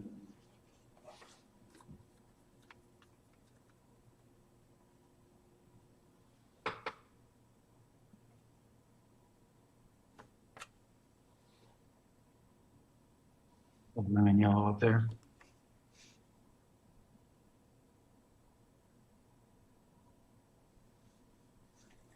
You know what? I'm gonna take a little lemon yellow over all my lights. I want them to jump a little bit more.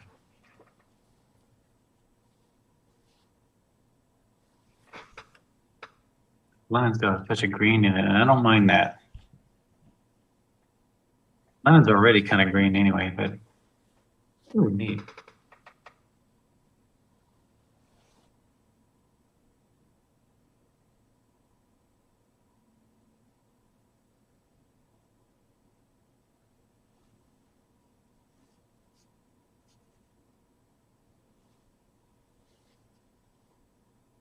I want something a little bit darker back here.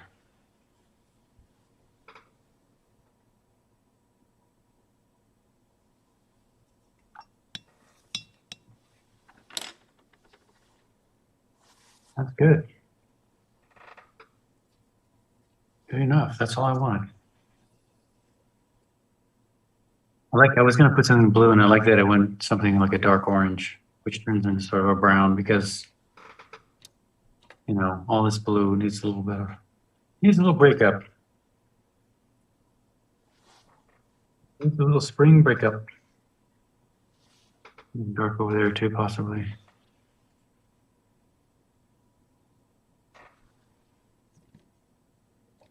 Put that over there. I'll probably want to continue that in here. I did like that green in there, though. I like the values better that way. Well, everything's a sacrifice. I'm just going to let that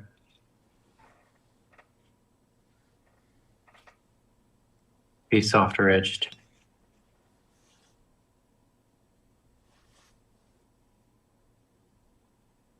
And I don't know why these only go up to here. Maybe there's shadow. Yeah, there's shadow on them. Yeah, that's what I'm doing. My story, and I'm sticking to it. Hey, everybody. Let's see if we have any takers. Let me see if anybody emailed me and stuff yet. Okay.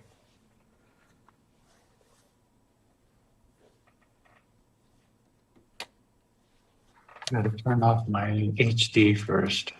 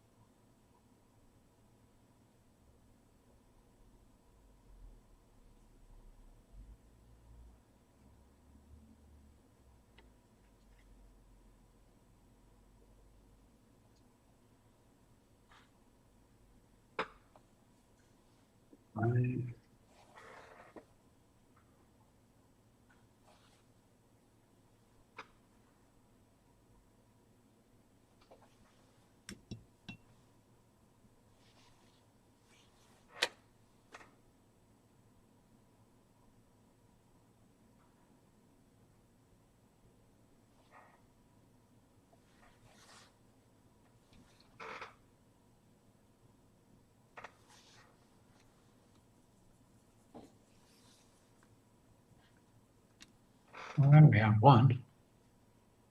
Okay. Let me screen share here.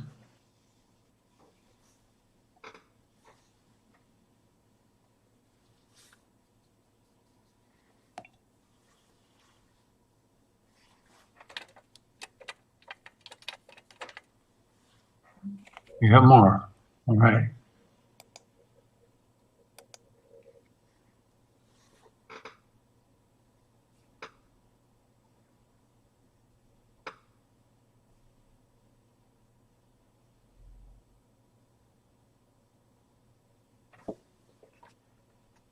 Cool.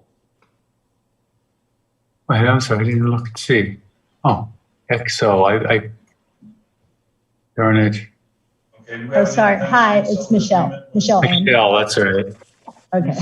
Is that Michelle Maddock or who Michelle? Yeah, Michelle Okay. Maddock. Okay. Thanks, Rob. We have more than one. Hey, neat. Wow, down by the hand area where he's cutting looks great. Those values in there. Let me get out my little tools here.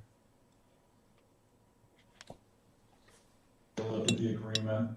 Do we His know if face we are looks washed out to me from currently this recording perspective, but when you inside zoom in, it doesn't look washed out to me at all. So it's interesting. Want me to zoom in? Here. Yeah, just his face, because the right side looks like just washed out. But then when I look at his face, I don't see it washed out, but I guess I should have backed up and looked again. Yeah. Yeah, just a little tone on there. Let's see. A A little bit of something. Oh, that's a little dark. There's no license keys or anything else? Yeah, I think I want a little pink on that It's- side would be nice. But let me, excuse me, everybody, let's make sure we're muted, okay? Mute yourself, please. Thank you. All right. And so I don't know if I can get it light enough, but you know, a little more, just a little more tone on here. Very light, and you know, probably redder. You can, especially in here, which of course that's way too red. And then come back with a little, he's got a little, and I didn't really get it in there yet either, but he's got a little thing right there. You know, everybody's got that little smile line. And that'll do a lot. That would give him a little color and that'll give him a little form. Great, thank you. Yeah. Let's see here. Yeah. Get some shadow on these guys. Maybe I could go a little darker. And let me zoom out.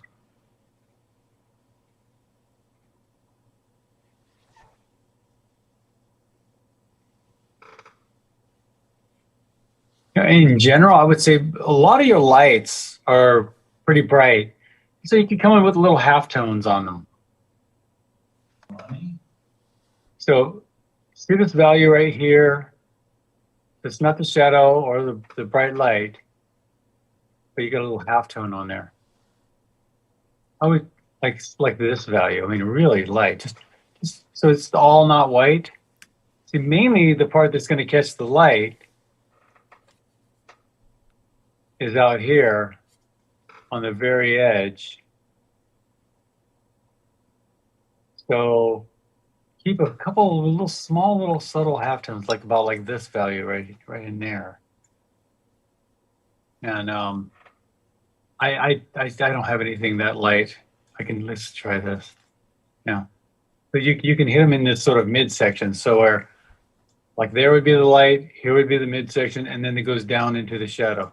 A few of them around in the midsection will give your shirt a little bit of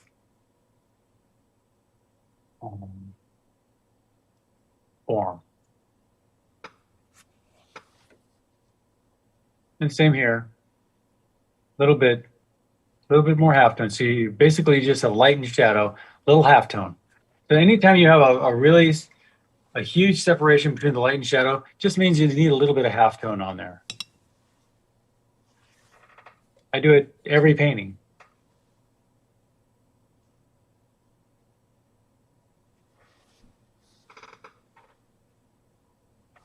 I mean, this is really nice. The background's great.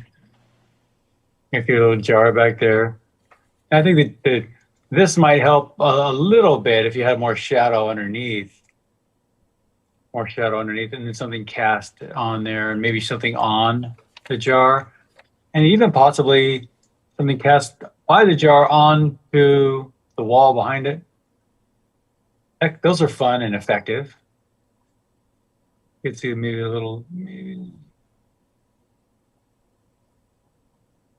on that, and then that would cast a nice little shadow. I think I'd probably use blue or something in the blue area. Those. I like that. Here too, yeah, the blue works better.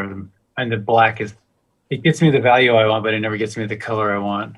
Ooh, I really like that. That's great. Yeah. And you might as well. I'm going to stay muted. My husband's in a conference call. We share the office. Is that your husband? Oh, I thought it was someone in Yeah. the class. No, Okay. I apologize, but No problem. somebody's got to work around here today. I hear you. I hear you. I understand. So same back here and all of this too. I would just do something dark, and you know, I don't know if necessarily blue's the answer on everything, but there's like a redder accent too could be nice. So some of those just to give some drama, like to his shoulder here, just to pop him out. See, right now you got the contrast because you got the shadow on his shoulder. So I try to do the reverse over here, shadow in the background. That gives a lot of interest. Pulls you in. Things like that. Little newbies. Accents. Thank you. Yeah. You're welcome. Okay. And Ellen, let's see. All right. Hi, Rob. Hello. Hello. Hello. Nice work. A lot of angles on there, huh? It is Yeah. it's a very angular kind of painting. Yes, that's what I seem to see all the time. I didn't. I was just starting to. I don't feel like I got enough darks smacked in there. I was just starting to do that when I. Yeah, around his hands, it looks great. And the tray. That's just Yeah, what you know, I was just starting. you obviously know what to do.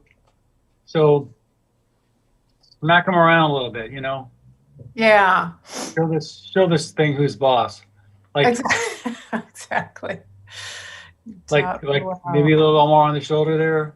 I agree. Yeah, the shoulder and a few more of the folds. Take your time. Yeah. At this point, there's just no rush, really. Just, in fact, sometimes this is when I'll leave the painting and come back. Exactly. I want it to dry a little bit too, Yeah. so I can get some more angles in, which I really like. Yeah. I'm not happy with. Well, I think the green is okay, but I wanted a brighter green. Here. Yeah. Yeah, the Prussian blue, just get it really clean Prussian blue, and then get either yellow on there. I think the lemon yellow will give you a cooler green. Yes. So you can have like a. Yeah, I want that nice sort of leaf green almost. It's a brighter green that I really like. Yeah, that means you have a red in your green. Okay. I mean, you said leaf green. That's exactly the right. They should just call that leaf green because it has a little brown in it. See, second you put a little brown in a green, see, Yeah, right. Makes it look more natural because leaves are in a state of dying. But right. But that's not a natural lamp. yeah. So if you want to, like, you know, if you wanted something, I don't know. Yeah. That's maybe blue. Kind of that. So yeah. Okay, I just have to play around with mixing. Yeah, like a blue or green might be better. Yeah. Let's see. Blue or green. Sometimes I'll even take the color off a little bit so I can get my color to show up more. Mm-hmm. So you could try that. I think everything else is great, though. I'm really happy with this painting. Now, one thing I would get a little more shadow. We don't have a sense of light and shadow on the. That's right. Face. Yeah. So let's get a little more shadow, like on the arm here. Yeah. I agree. Needs it. And down here. A little bit. Mm-hmm. Gives him a little shape. Yeah. And then on his face, just make sure it's more distinct. That area. Yeah. Yeah. I haven't gotten to that yet. Yeah. Yeah. I like that. That looks good. And then, of course, we'll pop a little, like I said, we'll pop a couple little darks in areas. Mm-hmm. Yeah. I don't really have the right. Let me try this. It's gonna be too dark, but no, it looks like he's John Lennon. John Lennon lives. He lives in the kitchen. At those round glasses. Oh, hilarious. We can get it light enough. Okay. All right. Thank you. All right. Yeah. Thank you. Thank you, Alan. All right. Let's see. Now we got Dublin. Get my drawings off here. Okay. All right. Looks like we got a lot of mid-tone, nice colors, nice expression, a lot of mid-tones. Okay, see this color you put in on his arm for the shadow? Uh-huh. I would use that everywhere. Oh. Yeah, I would. I mean, not everywhere. I mean, I'm sorry, everywhere on the figure. But come in, something a little bit more over there. And then this is good what you have here. What I would do is just kind of, I can't erase that thing out, but you know, there's a little light over here, but just so we get a really good division, what's in light, you know, what's in light, what's in shadow.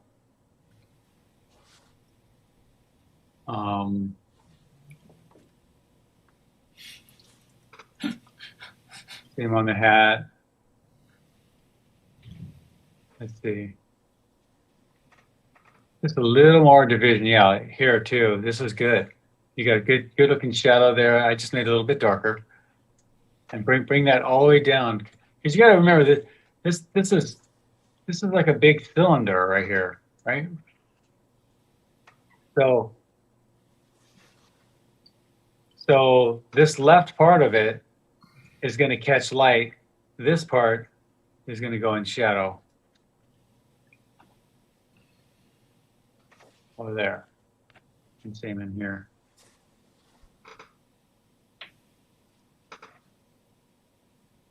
All right.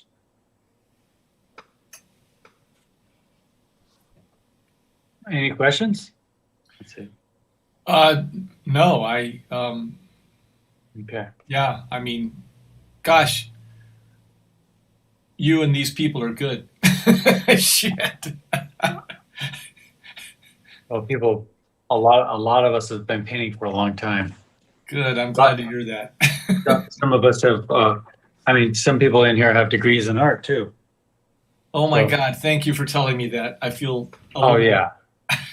Well, you know what though? I mean, I know some people can get intimidated, but at the same time, it's the best place. It's the best place to learn. You'll learn way faster around more experienced people because you can pick up. You can just pick up the way they approach it. So, like a lot of them will approach it very differently than I did, and get their own kind of look. You can I see know. that. Some of this, I mean, I'd love to see a show with you Yeah. and all the other people in here. I can't believe they're just, yeah, I know. It's wonderfully different. Yeah. We could have our own art show. We can put them up on that page, you guys. So that's sort of a show. I mean, virtual show, but yeah. Yes. So things break down to light and shadow. And so this apron looks flat until you hit a couple lights. I mean, just keep that as your light and hit some shadow in here. All of these things are round. See that this is round, the face is round, all this. And they also, when the light comes in, it tags the right-hand side of everything. Okay. Yeah. Just break them down and, well, they're carrots. They're all, this arm is just a carrot. See, it's just a big carrot. It catches light on one side, gets a little dark on the other side. Okay. Alrighty then. Yeah. Thanks a lot. Thank you very much, Dublin. By the way, everybody, Dublin not only is a writer, but he plays a mean violin. Wow. I was impressed. Well, thank you. Yeah, that was now, would you call it a fiddle or just violin? Well, it really has to do with what kind of music you're playing more than anything else. So, So were you sometimes playing it's kind of a fiddle full? and sometimes it's a violin. So, Yeah. Right. Fiddle, I guess just country, huh? Okay. Carol. All right, Carol. What do you think? I'm liking it. I think it's not, he is too blending in with the background. Typical art. I'm just joking. What'd you say? I'm playing with it. I said, I think that he is not differentiated from the background enough. So what would you do to do that? Did I just say do? Sorry. Yeah. Yeah. I'm not sure, but Well, we tried this. Now you do have this you went and hit that really good. What about hitting something dark back there? yeah, I started to do that. Then I didn't know if Yeah. I wanted to make that tray. Yeah, well, that would help, I think. Yeah. And then you have Darker. a little more shadow over here, but then to get that to pop, you either make it lighter than the background or darker. So Yeah, you wanted it darker in the background, you could frame it with something, Okay. or something like that. Yeah. Get it around there. Yeah, let's see. Now I can see you're kind of wedging out the arms and the hands. So that's good. It's good to just see them as blocks. You don't need a whole lot of detail in there. We're not doing illustration, you know, and it's. Yeah, I Cool. guess it's actually better than I thought. Yeah, yeah. It's weird when you're into something, things might not seem as good. I did that last night. I did a demonstration last night, and I thought it was kind of awful, and so I did something. I came back and looked at it and I was like, oh, that doesn't look too bad. I mean, give yourself a break, you know? Yeah. So anyway. Now, if you do want him to stand out a little bit more, I would say in general, take all these lights back here and knock them down to about like this value. Okay, okay. Knock them down, and you don't have, now if you use that color, unfortunately, it'll look a lot like his face. So I might use like a light blue, or like, see this color you're using back here? Uh-huh. Sort of cool color. And I would knock down a few of those, just these ones right here, and then maybe this, and I think that would make him stand out more. Okay, okay, good. All right. Thank you. Yes, great. Thanks. Thank you. You're welcome. And we're on Deborah. Okay, Deborah. Here we go. It's barely just a lay-in, truthfully. Yeah, but you got the values on his face really nice. See the distinct difference between the light and shadow. That's what I'm looking for. Okay. Nice darks on there. I think now these are good middle tones on here. Occasionally come back and I don't know if I have the right thing, but occasionally come back and hit something in there once in a while. Yeah. Yeah, this value you have right here. Time. Thank you. Yeah, that value and that color. That's what I would do. Sounds good. I mean, the rest of it's obviously pretty undefined. Yeah, and then you just take this dark right here down onto the hands, and I'm trying to find all the areas that you probably didn't have enough time to finish. That way I can tell you to do them and feel important. Okay, so I'm just joking. Yeah, some more shadow in here. You know, I think you know what to do. More in there. I love these colors in the background here. I really, really think they're great. I mean. Well, thanks. Yeah, that's helpful. Yeah, I just think this is something I'm going to have to do later because I'm tired. So I figured I'd stop. Yeah. That's enough. Thanks, Rob. Right. Yeah, and then I think I see these lights in the background. I think it would dim them down a little bit. Yeah. Okay. All right. Thank you. Thank you, Deborah. Claudia. Ooh, you really slammed those yellows. Woo! Hello. I like it. It feels electric. I added a few more turquoise to it after I sent the picture, so it changed a little bit. Ah. Yeah, I like the yellows. It feels like a yellow light on him, but there certainly could be. Why not? Nice piece. Do you like it? I like it. Yeah, I'm happy with it. As I said, I added a little bit more turquoise and lighten up, the cords for the lights. So. Hey, I have a question. Where do I detect a little bit of accent there? Where are you from? You need to guess. I have to guess? Yes. Oh man. Don't tell me North Dakota. No, I was born in Rio de Janeiro and raised in Israel. It's a combination. Whoa. You would never guess that. I never would have. But I noticed you. I speak 4 languages, so. Oh, okay. Wow. No, I just noticed because you don't say you betcha or anything like that, but you kind of talk like, you have the A little bit. I was just wondering if it was that. Interesting. Wow. Yeah, I could have never detected that accent. Wow. No. I know. You're like, did anyone ever get it right? One person who was a phonetic teacher of phonetics detected Wow. half. Yeah. Amazing. Wow. He must have been good, or she must have been good. How many languages do you speak? I speak Portuguese, Hebrew, and English, and I can manage Spanish.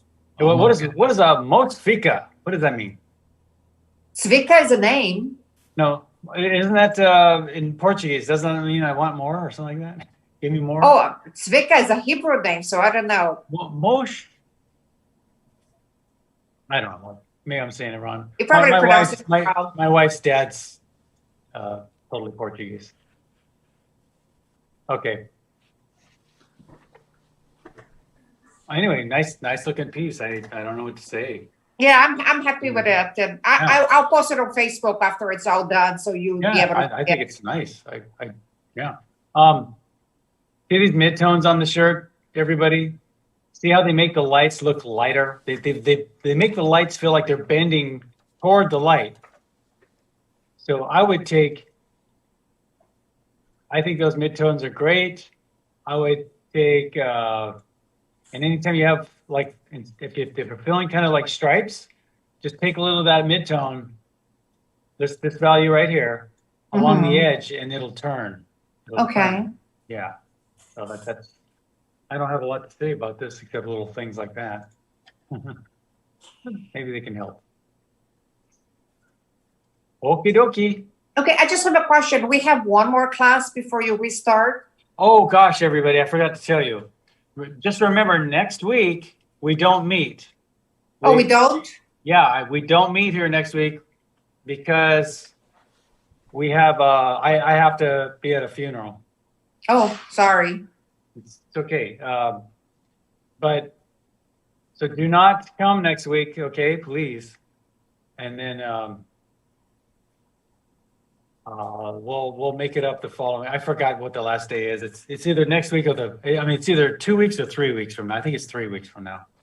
Okay. Yeah. But nothing next week. Okay. Yeah. Make sure. Thank you. Thank you. Let somebody remind me, because I have a big sign right here that says, I don't know if you can see my sign, it says, no class next week. And I've been looking at it all day. And Yeah. you know when you keep looking at a sign, it starts looking normal. Yeah. I think we then have class April 30th and May 7th. Okay, there you go. 2 more. Wow, Francis, don't you like this? You gotta like this. I like this. Yeah, I like it. I got confused when I was doing the background colors. I kept changing from blue to purple, and so I think that's confusing. And then I didn't. I wanted to do the bottle in front of the stove better, but I didn't have time to work on it, and I left I didn't leave enough white on it. So you see how the bottle looks like it's on the very edge of the table? yeah. No. What you can do is I could just bring the table up to match. Yeah. Pick it up to, like, I don't have the right value, but take it up to like there. Yeah.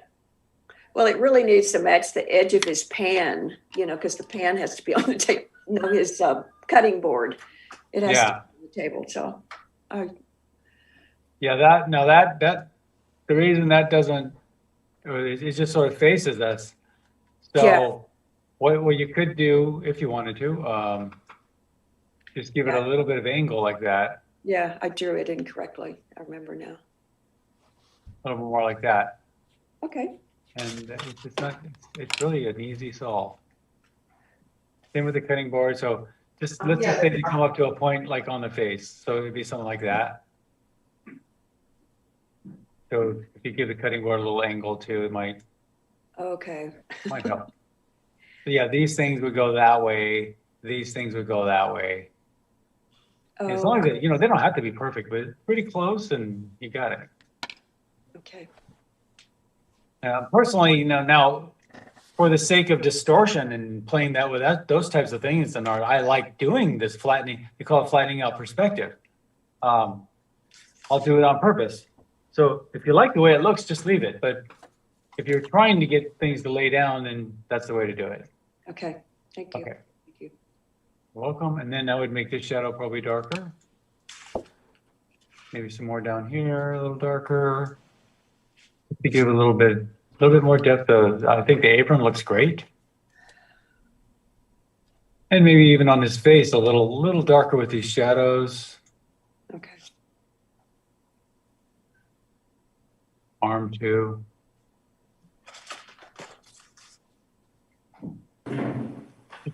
Just all I'm doing is giving a little more contrast. I like your colors, and I don't mind the background. I mean, gosh, these are nice. Thank you.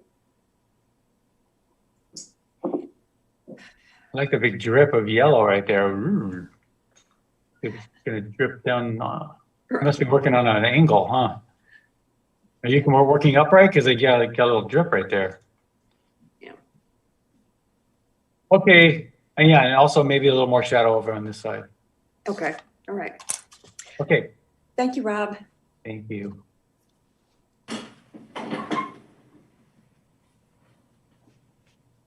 All right, Toby.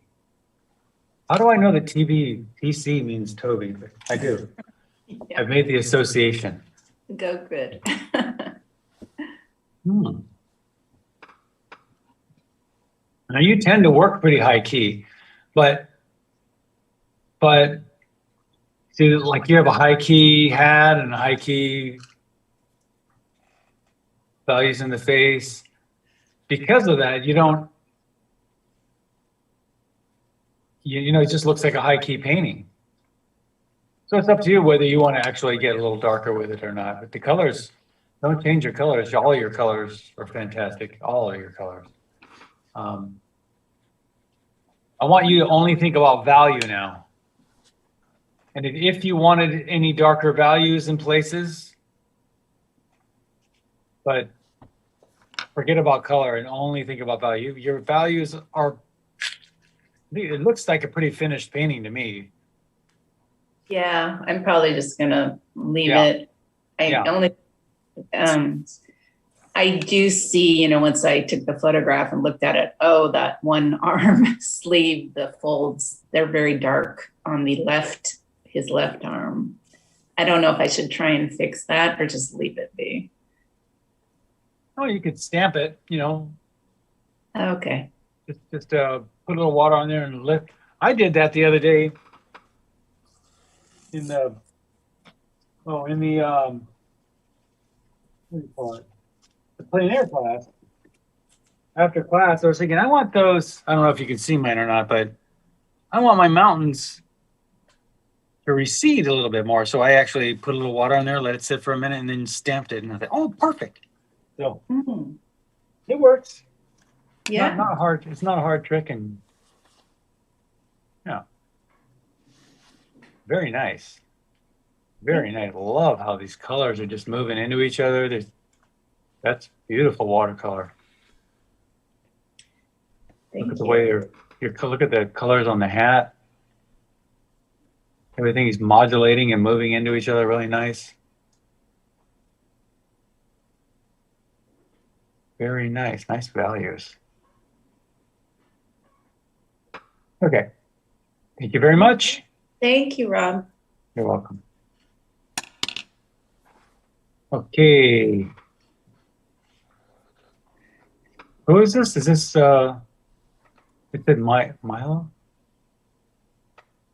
Oops. Are you here? Oh, Mia. Mia Lomax, sorry. I didn't see that. Yeah, Mia. Cool. This has definitely got that go for it look. That's how the California scene painters paint. Just one value for the apron, let it dry, come back with another value, kaboom. Boom, boom, boom, and that's what you get. Now, I love this, what do you call it? This diagonal at the very top. Interesting. What makes This is accidental. Oh. but I liked it, so I left it. I love it. Yeah. I mean, because it's so bright, I might throw a tone over it just to keep the eye more focused into here, but I like the angle of it. And it's interesting. Okay. But I like your approach and the attitude, the like art attitude here, which is just a go for it attitude, which is very in keeping with watercolor. So love it. Like to see more. Dark. Yeah. Little in there, maybe a little back here in the background there, maybe a little filling some gaps. Things looking good. Yeah, you don't get the good stuff until you take these kind of chances, everybody. You got to really get in there and jump into it. I like your go for it attitude. Thank you.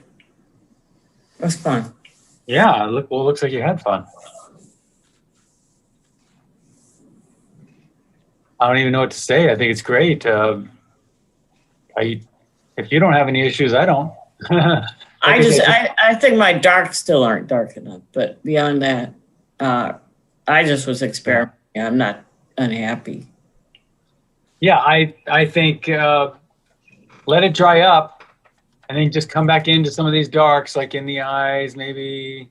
Mm-hmm. Yeah, some of these in there, that's going to be dark. Maybe a couple of shadows cast by things down there. Maybe in the pan. We'll see. I threw a little dark back here in the background. Okay. Sort of faded it up just to get a little more contrast on him. Okay. So, all right. Okay. Thank you. Thank you. We have Betsy. Oh, there you are. What do you think? That's a nice contrast. Wow. I would say your values are just looking really good. Look at the perspective on those carrots. Only in art class, right? No. Yeah, wow, they really sit down there. Nice jar, love the jar. So, and nice looking color arrangement. I guess I could see maybe a touch, let's see. What's a touch darker for some of these shadows, maybe? But they look pretty good the way they are.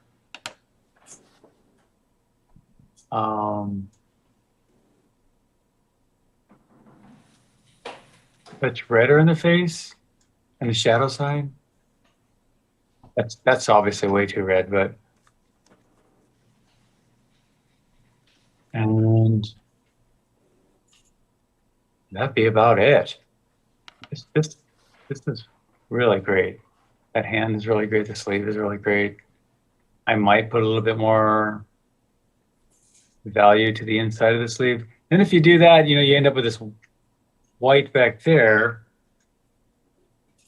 Yeah, that looks like part of the shirt. I think it was, huh? Was that part of the shirt right here? Let's see.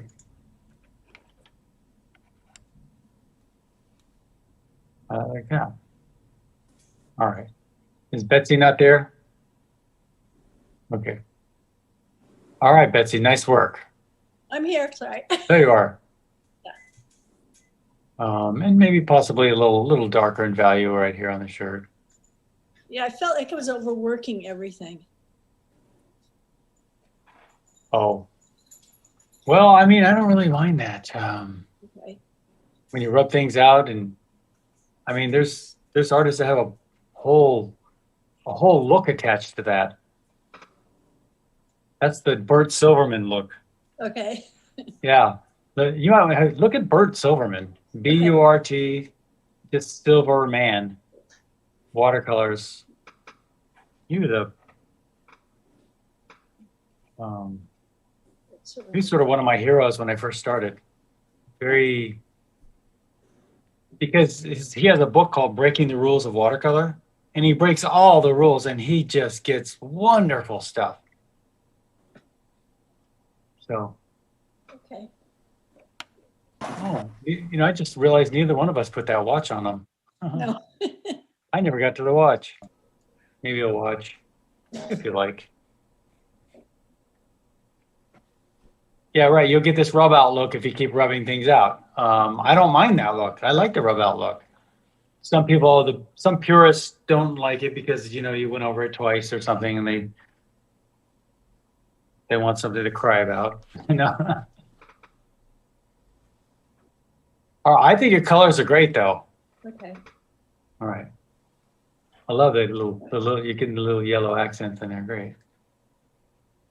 All right. Thank you very much. Super, thanks. You're welcome.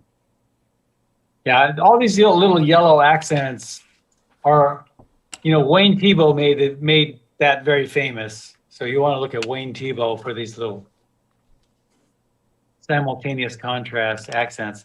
But also take the photograph and blow it up really big and look at all the edges, and you'll see little things happening around the edges. And that's all he did, was he just took those and ran with it. Wow, you got all the lines in the apron, I have to say, and it looks good. Wow.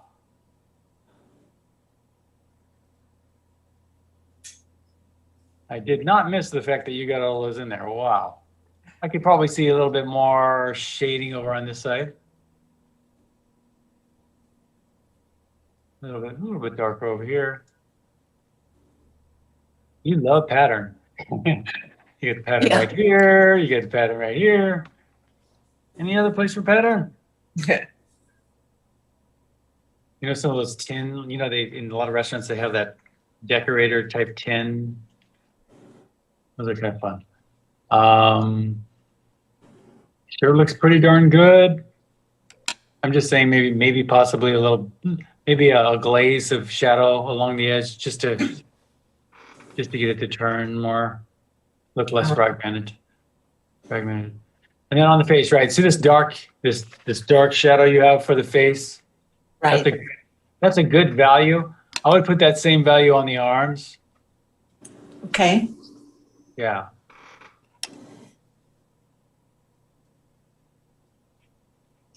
And maybe a little rosier in the cheeks. I don't want to make them look like a nutcracker or something, but you know.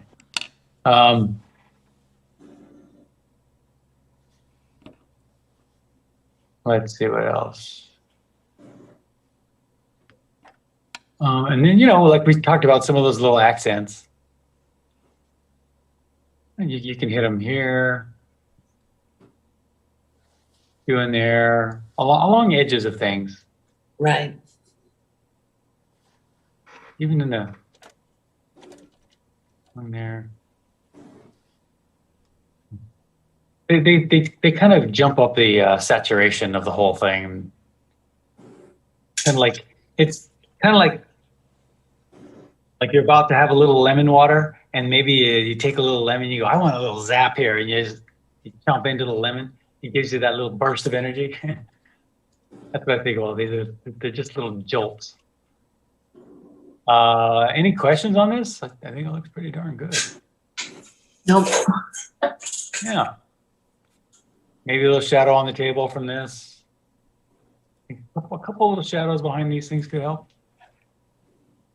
Little things, that's all it is, little things. And some of these areas, like these big areas that we're just playing, use them to really play with color. I wouldn't mind you, see what you did here with this big red? Yeah. Just floating around. I would love to see a little bit more of that in these areas, here and here and here. Play around, maybe, you know, keep within that color area, but give little accents to the color within the big body of color. Have little warms and cools moving around. It works. Okay. And that's about it. All right. Thank you very much. Yeah. And Barbara. Hey, Barbara. Wow. Now this is a pretty light painting, but it seems to be working pretty well. Nice colors. Look at this beautiful little color field right here. That's what I mean. Take, and I'm talking to everybody. I mean, take these little areas where you can just be like a total abstractionist and just throw some color in there and see watch it work itself out. Usually, if you don't know what to put in there, usually establish your color. Like let's say this is generally a light blue. Throw something red in there, throw something yellow in there. It'll work. Just as long as you do it perfectly. I'm just joking. And then, you knew that was coming. Top 2 hours. Really? To get even the desk in here? Let's mute ourselves, okay? Okay. Everybody, I'm going to Carol, quit this in a minute. Yes. Carol, can you mute yourself, please? Oh, I'm sorry. I beg your pardon. No problem. See it right here. Okay. Nice, some shadow in there, a little more shadow here, a little darker shadow here, I'm thinking. Okay. More of this. Oh, I see, I'm just taking these forms and just putting shadow on the left side. That's all I'm doing. Okay. Same there. Just a little darker. What you have here in the face, I would use that on the arms. Oh, okay. Yeah. Yeah, I just put a little more red in the face, so. Okay, good. I was just going to say put a little red in the face.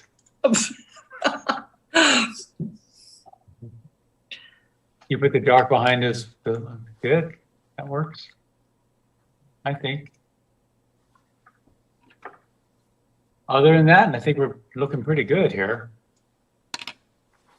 Great. Do you think I should put in a little more tile in the back? I wanted it to look abstract in the back, so I didn't put a lot of detail. I think, I personally, if you want to, go ahead. I don't think it would hurt it, and I think it's working already. So, okay. But I don't think any tile in the background would hurt any. Okay. No. Yeah. Very. Let's do it. You mean that like bus tile or something? Whatever it was. Right. Good. Yeah. Okay. Yeah. Yeah, it might work for a nice little kind of anchor. It kind of anchors. So right now mine looks like lattice work behind it, but you know what I mean. It anchors them. Yeah, I think it would work. Okay. Please do. Great. Yeah, we got a lot of people in here did some nice things with patterns, so I think it's the way to go. Okay. Thank you. Barbara. You're welcome. And there's Henry. Wait, did you send me another one, Henry? Oh, actually, I was going to send you right now, but you can go ahead. I just added more tiles. Henry usually sends me like two or no, he didn't. Do you want to do the? You're not there, Henry? Yeah, you can just critique on this one. That's okay. I did add a little tiles. I'll just critique it. Back. Yeah. Look at that big signature too, right? Really. Nice sorry, piece. I was talking to. No problem. I muted. Yeah, I did add a little detail on the background, like tiles. You put some tiles back there, okay? Yeah. If you could. I like it. Yeah. Yeah, the tiles would definitely work. And maybe a little more shading in here, maybe possibly on the arms. Yeah. Not bad though. Not bad at all.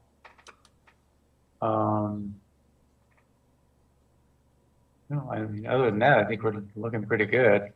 Thank you. Nice colors too. Nice. Look at the colors. And that hat. Great.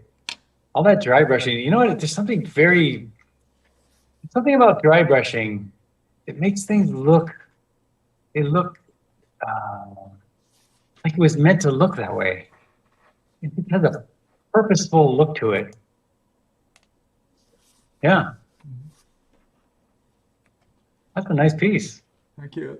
Do you have any questions about it? Any questions? Nope. I just want to show you the if you could look at the small window. Maybe to the. Okay? Never mind. Yeah, this was the. I did add more shadows on the. I got you. I see it. I see it. Yeah. Okay. See that? Okay. That's it. Thank you. Nice work. I like it. Thank you. Thank you.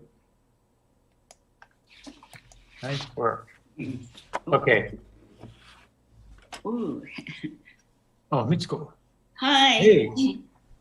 Yeah, there's those yellow accents. That's called not messing around. You put them in there. You got of course you got all the pattern in there. Uh-huh. I think I nicknamed you the pattern queen. Pattern. With affection.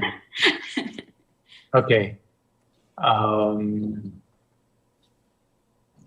Actually, I wanted to contour everything that,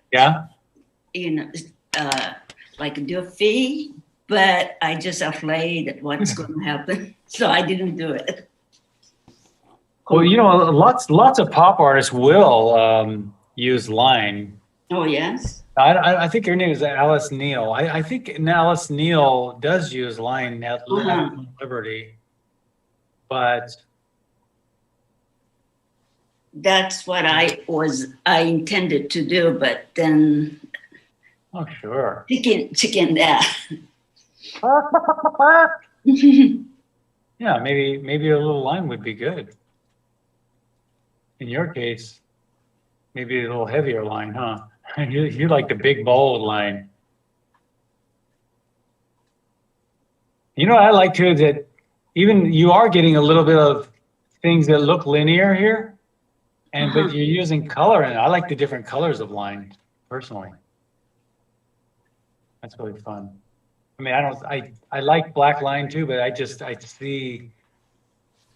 see a black line more often than I see a colored line. So again, I'm giving just a little bit of shading in there. That's all. Rob, what I wanted to do is that the lines is not exactly the real figure. It's just a little bit off. Off to everything, and then they just want to contour. Yeah. But I didn't. Now, on his apron, did you use wax on there, or how did you get that? Oh, that's a pastel at the end. Oh, okay, yeah. Yeah, Sargent used to do it too. He just used beeswax and just scraped it on there, and you get the same look. Oh yeah, I can see. Yeah, that's on the top. But that looks good up close. Look at that. Look how watercolory that all looks. Puddly. Fun.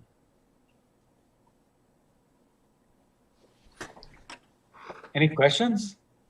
How is the face? I think that dark's a little dark in there. At the end, I just did it. Yeah, I don't think he needs anything that dark. He wasn't there. Yeah. That's about it. I mean, I think we lighten that up a little bit.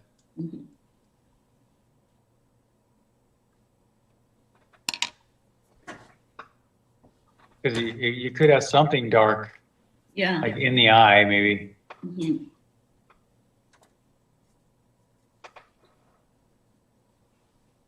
Yeah. About it. Let's see. Maybe a little rosy in the cheeks here, but you have a lot of red on this face. It's red, actually. I use red. Yeah. So if we put even more red on in his face, I think like for the cheeks, I don't know if it needs that. Maybe you need to get a little browner or oranger in the yes. Like browner. Something. Not a big deal though. Whoops. There we go. You know, in this style you have, I think it kind of works. Because you tend to work in a more expressionist style. Now, expressionist style can also be pop. Basically all a pop is just mostly it's the bright colors. And you usually want a subject that's sort of popular in culture. Whereas this kind of is, I mean, you know, it kind of is. Sure. Yeah, I didn't really get inspired by this this photo. No. Because he doesn't look a real chef. I mean, they don't put aprons. They don't use aprons? I don't think so. He's too skinny to be a chef. It's like a model. Well, for not being inspired, it looks terrific. Oh, thank you so much. I just try to be honest. Yeah. Okay. Okay, thank you so very much. much. You're welcome. Tim. Yeah. All right, what do you think? It's a good solid piece, don't you think? I'm thinking this looks like a pretty darn good solid. You got good basics going on here. See the shadow? Basic. Look at that. It doesn't have a lot of razzle dazzle to it. It's just a basic painting, and that can be very powerful. Think of Hopper. Hopper's one of the most basic painters.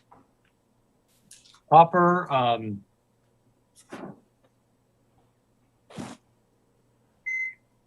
who else? I'm just trying to think of. Hopper always comes to my head.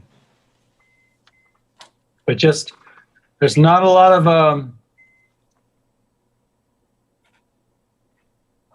finesse like a Sargent or something like that. It's more basic. Keeping things really big and basic. And again, a lot of the scene painters, the California scene painters too, very basic. But see, this has a very good composition. I mean, your composition's fantastic. Really nice perspective. I love the overlapping. You took the lamp overlapping this red. I wish I would have done that. That was a smart move. Maybe I'll take my red out a little bit further.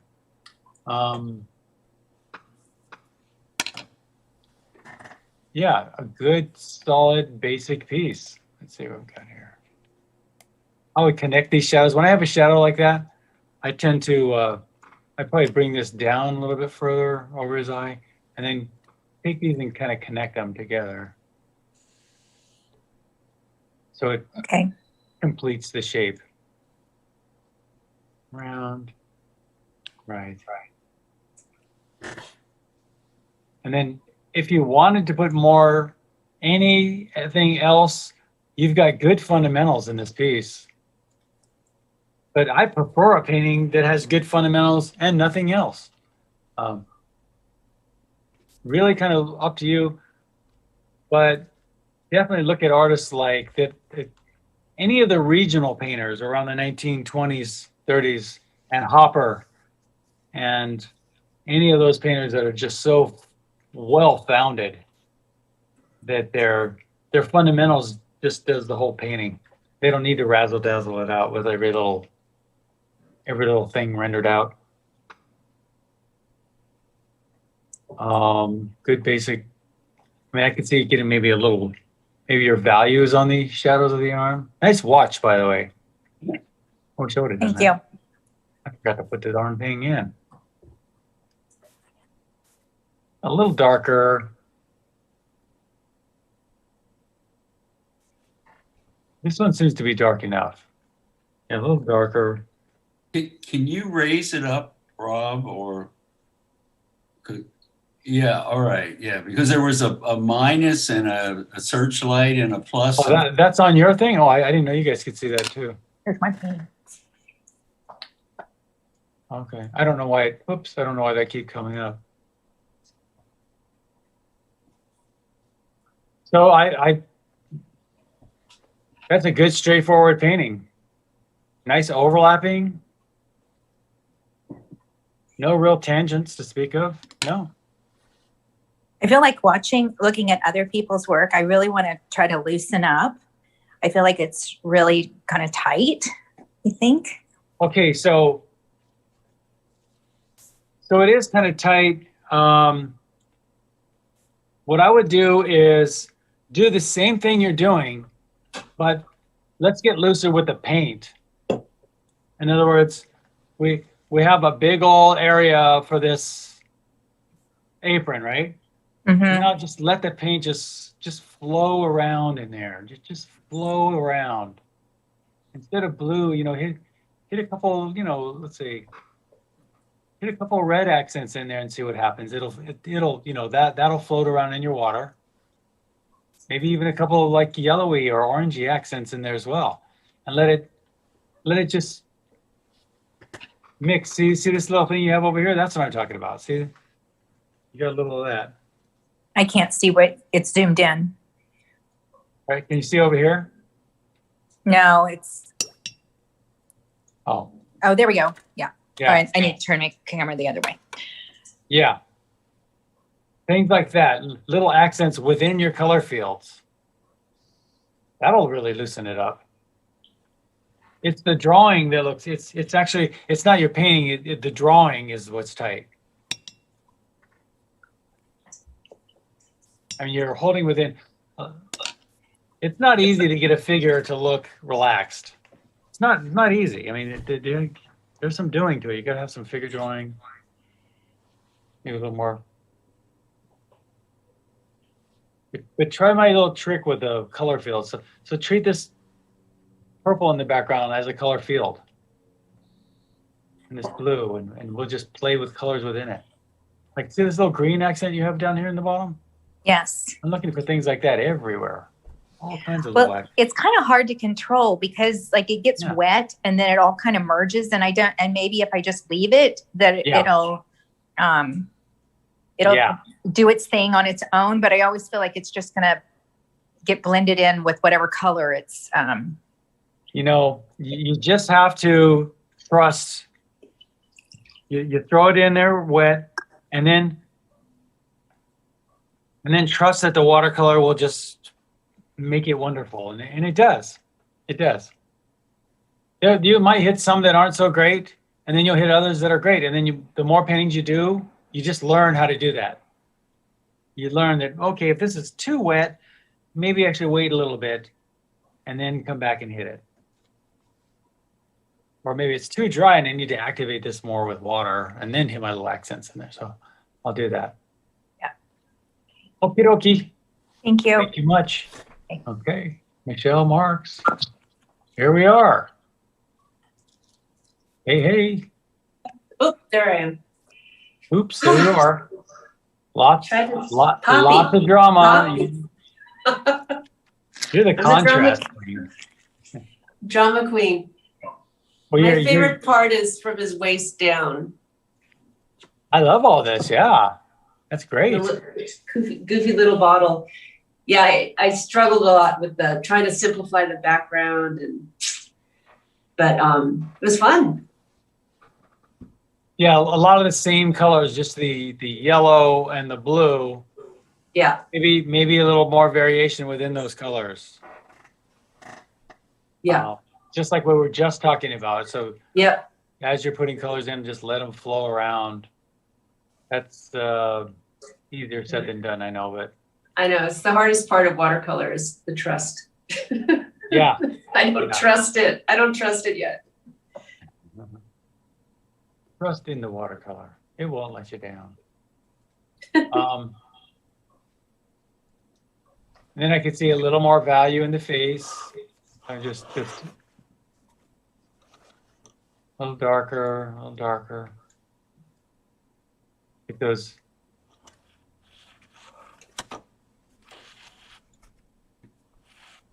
You can't get dark enough with this.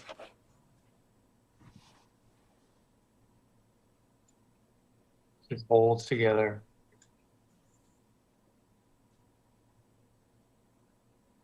We got a little ear up there too. Oops. Maybe a little something over there too.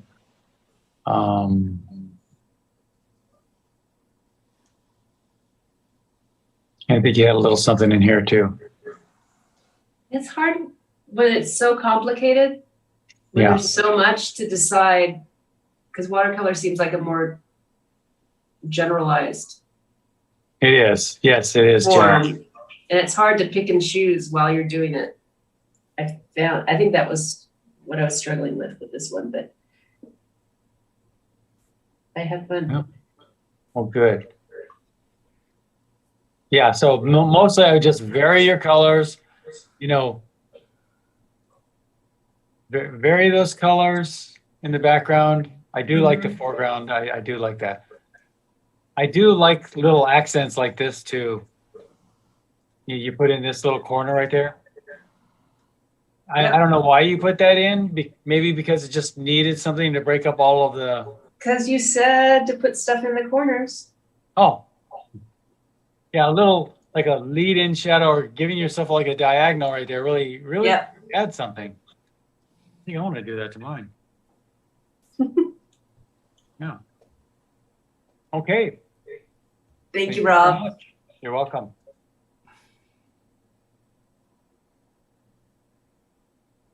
And Anya, that's one.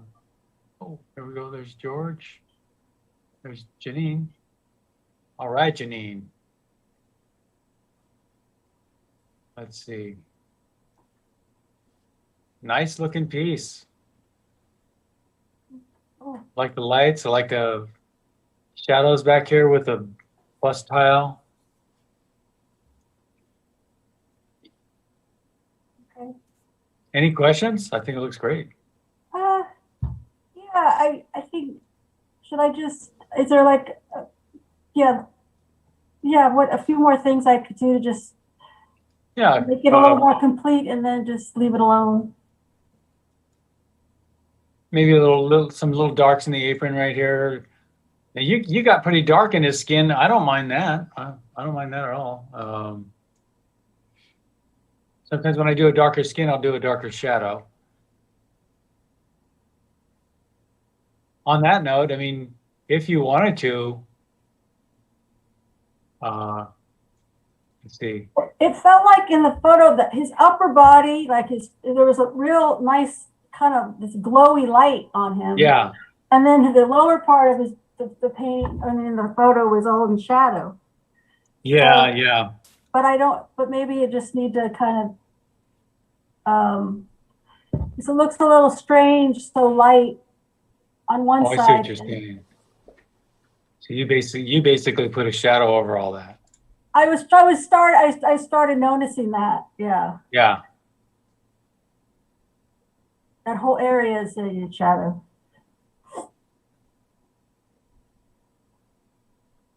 Interesting. Yeah, I noticed this definitely, but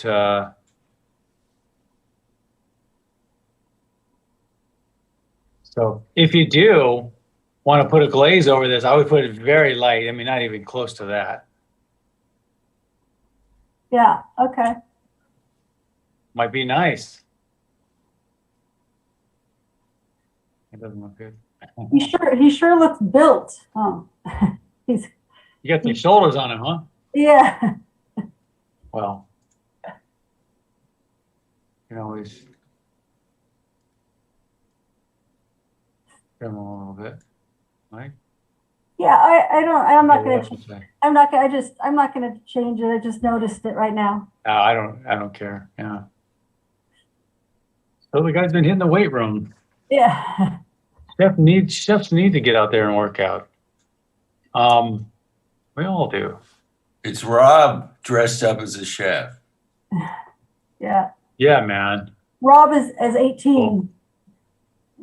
Back in the day, I was experimenting with being a chef. That's one thing I never experimented with, but I do like being in the kitchen now. I mean, I really like cooking. Yeah, just I'm just seeing a little more contrast in some areas. And just remember within these big areas, don't let some paint flow in there. Different colors. Yeah. Nice perspective. I mean, really, it's a nice piece. Well, at least it reads as someone chopping something, even though it's very loose down there. I still, when I see it, it does look like someone's chopping some veggies down there. It does. I mean, but it's loose. It does look like it, yeah. And remember we talked about those little accents too. So I can see, if you want, maybe tag a couple of those here and there on edges. Okay. Think about it. All right. Thank you. All right, George. All right. Woo. Making me hungry. I like that red diagonal in the background. Wow. Yeah. Just for conversation. Right. I like your light. I like this light here with the little emulating light. Yeah, and that the only reason that's there, I had to add it on because initially I just had a red window there. And then I thought, well, I'll put the light in. So I had to put white gouache and then a yellow over it for the light bulb and the radiation of the light. Right.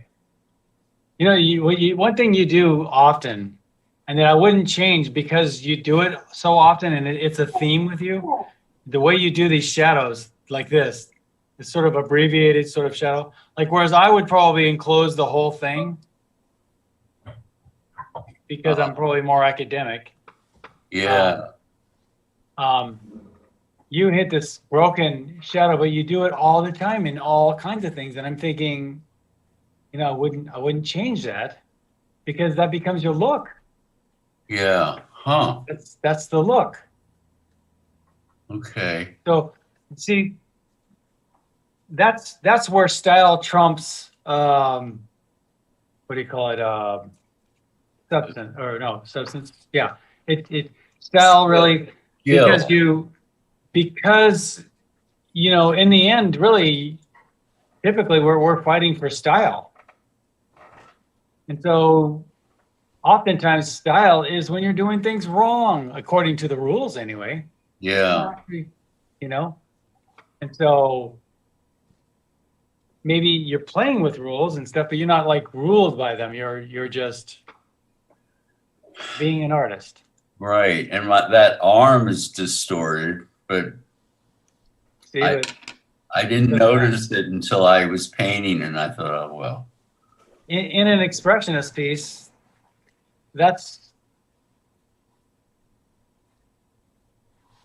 things just come out like they come out, and there's really no right and wrong. You just put it out there. Yeah. Like look at these lights right here. I mean, academics. There it is. Good academics. Okay. So, and I like your line work. Nice work. If anything, I could see you. I mean, you doing this broken line, which is something you do quite a bit. You're just doing your thing. Yeah. It's George-alicious. Nice work. Instead of the rose, you went with the turquoise on this baby, huh? Right. Yeah. Yeah. I got a little opera on the top of those two green lamps. Always got to get it in there. What's going to happen if they run out of opera? Oh my God. I know. Yeah. We'll have to figure out a way to make our own. I love the distorted shoulder. Oh, thank you. Yeah, this line. Yeah, the line that it's very. It's very artistic. Sometimes what I'll do with things like that is make a big deal out of it by putting contrast there. So it really stands out as if I'm saying, yeah, I know it's distorted and I want you to look here. Yeah. Well, it certainly makes the arm look like it's coming forward and maybe even moving. Yeah. But the hand's too small. Yeah, that's fine. Like I said, it's an expressionist piece. It's got a pop quality to it. You know, expressive work usually has a pop quality to it anyway because of the colors. Unless, you know, you do something like a Kata Kolwitz or something which is kind of dark. Uh-huh.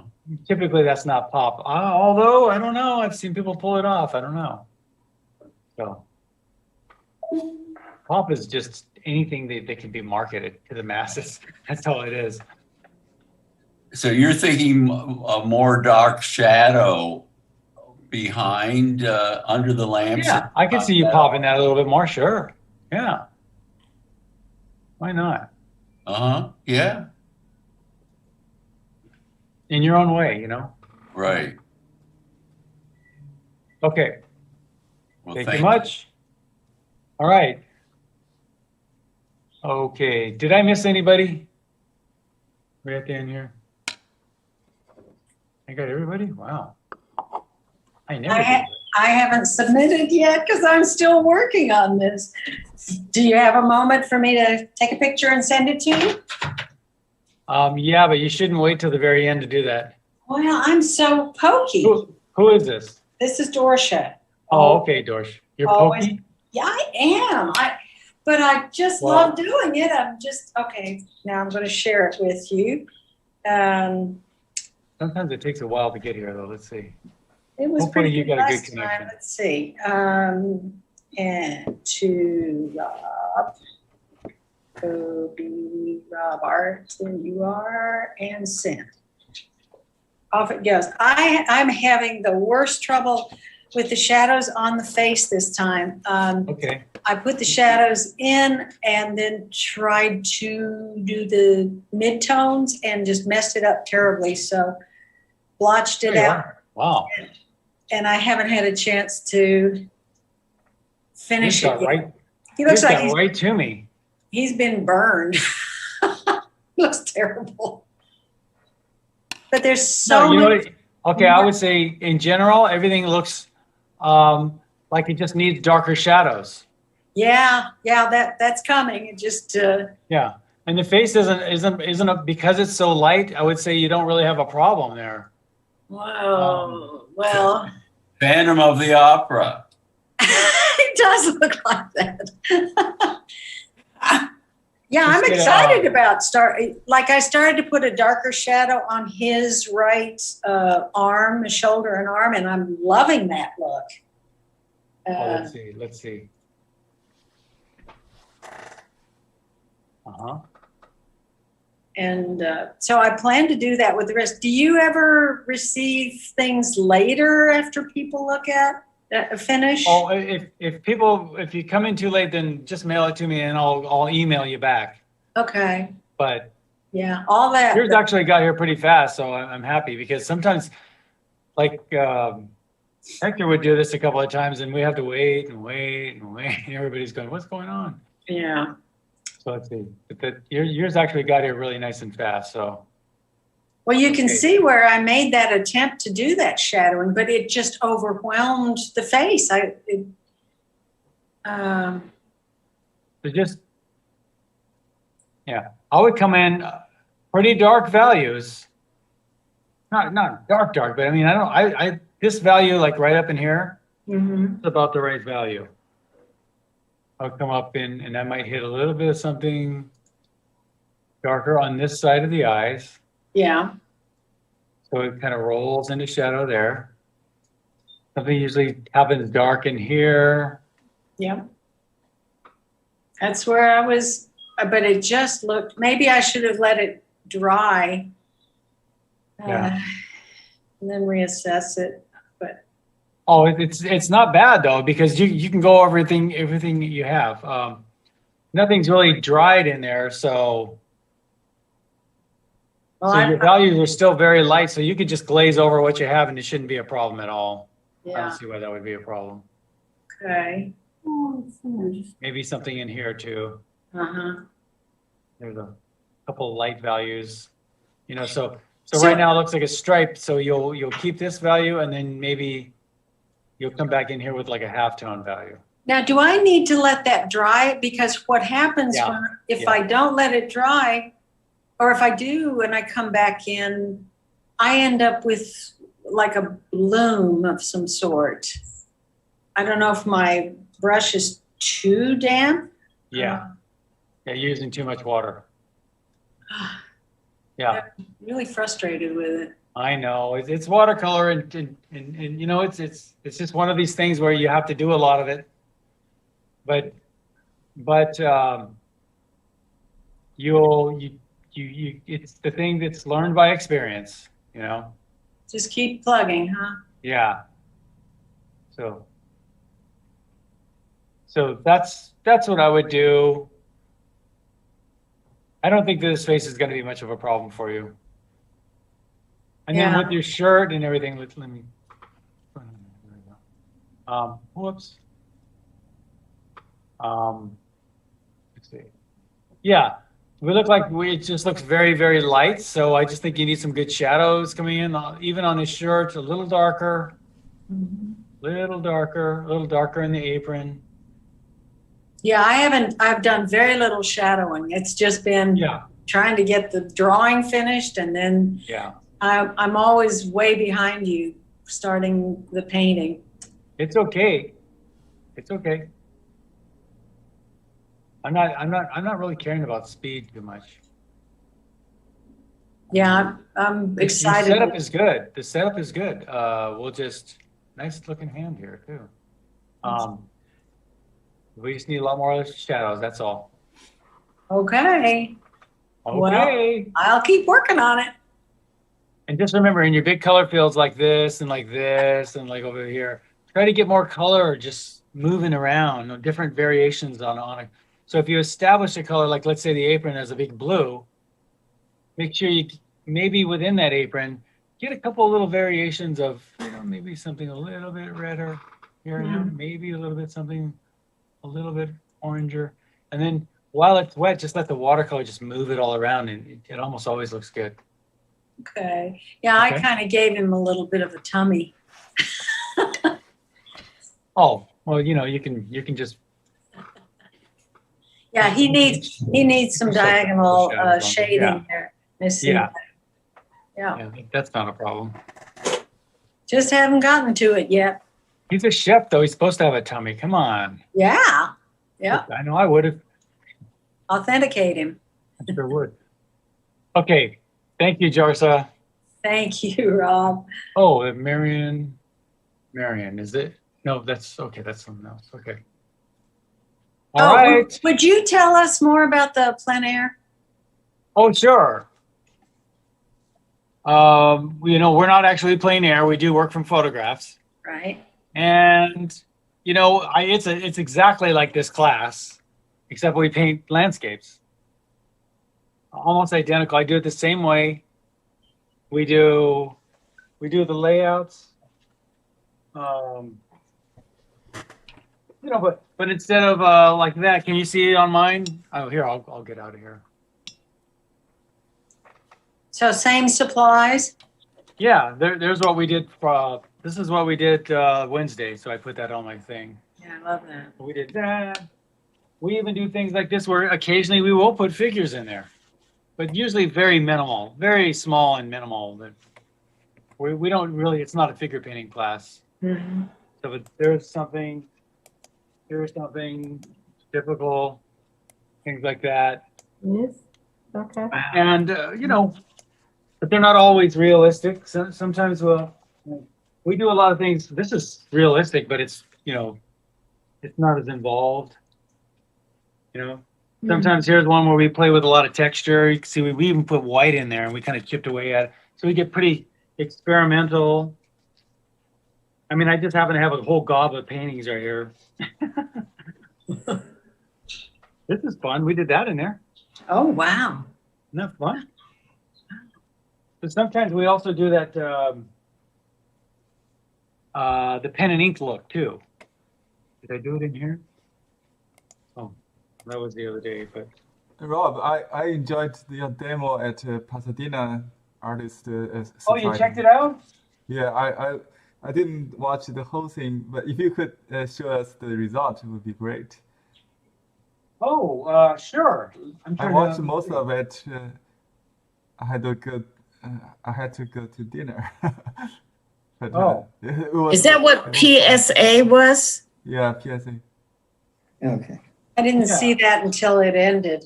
Oh, I just saw Pasadena Society of Artists. Here. Oh, thank you for showing me. Oh, wow. So we're hitting a lot of pen and ink.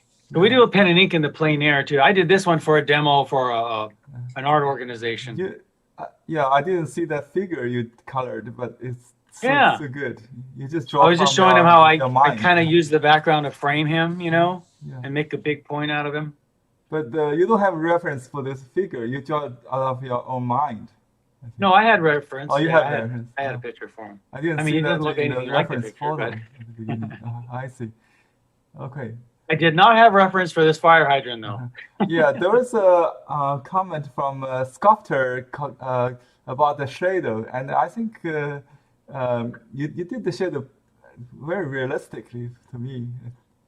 On the yeah, I mean, you know, pretty close. Yeah. Anyway, we had a blast. It was fun. He couldn't understand why the car is shaded. But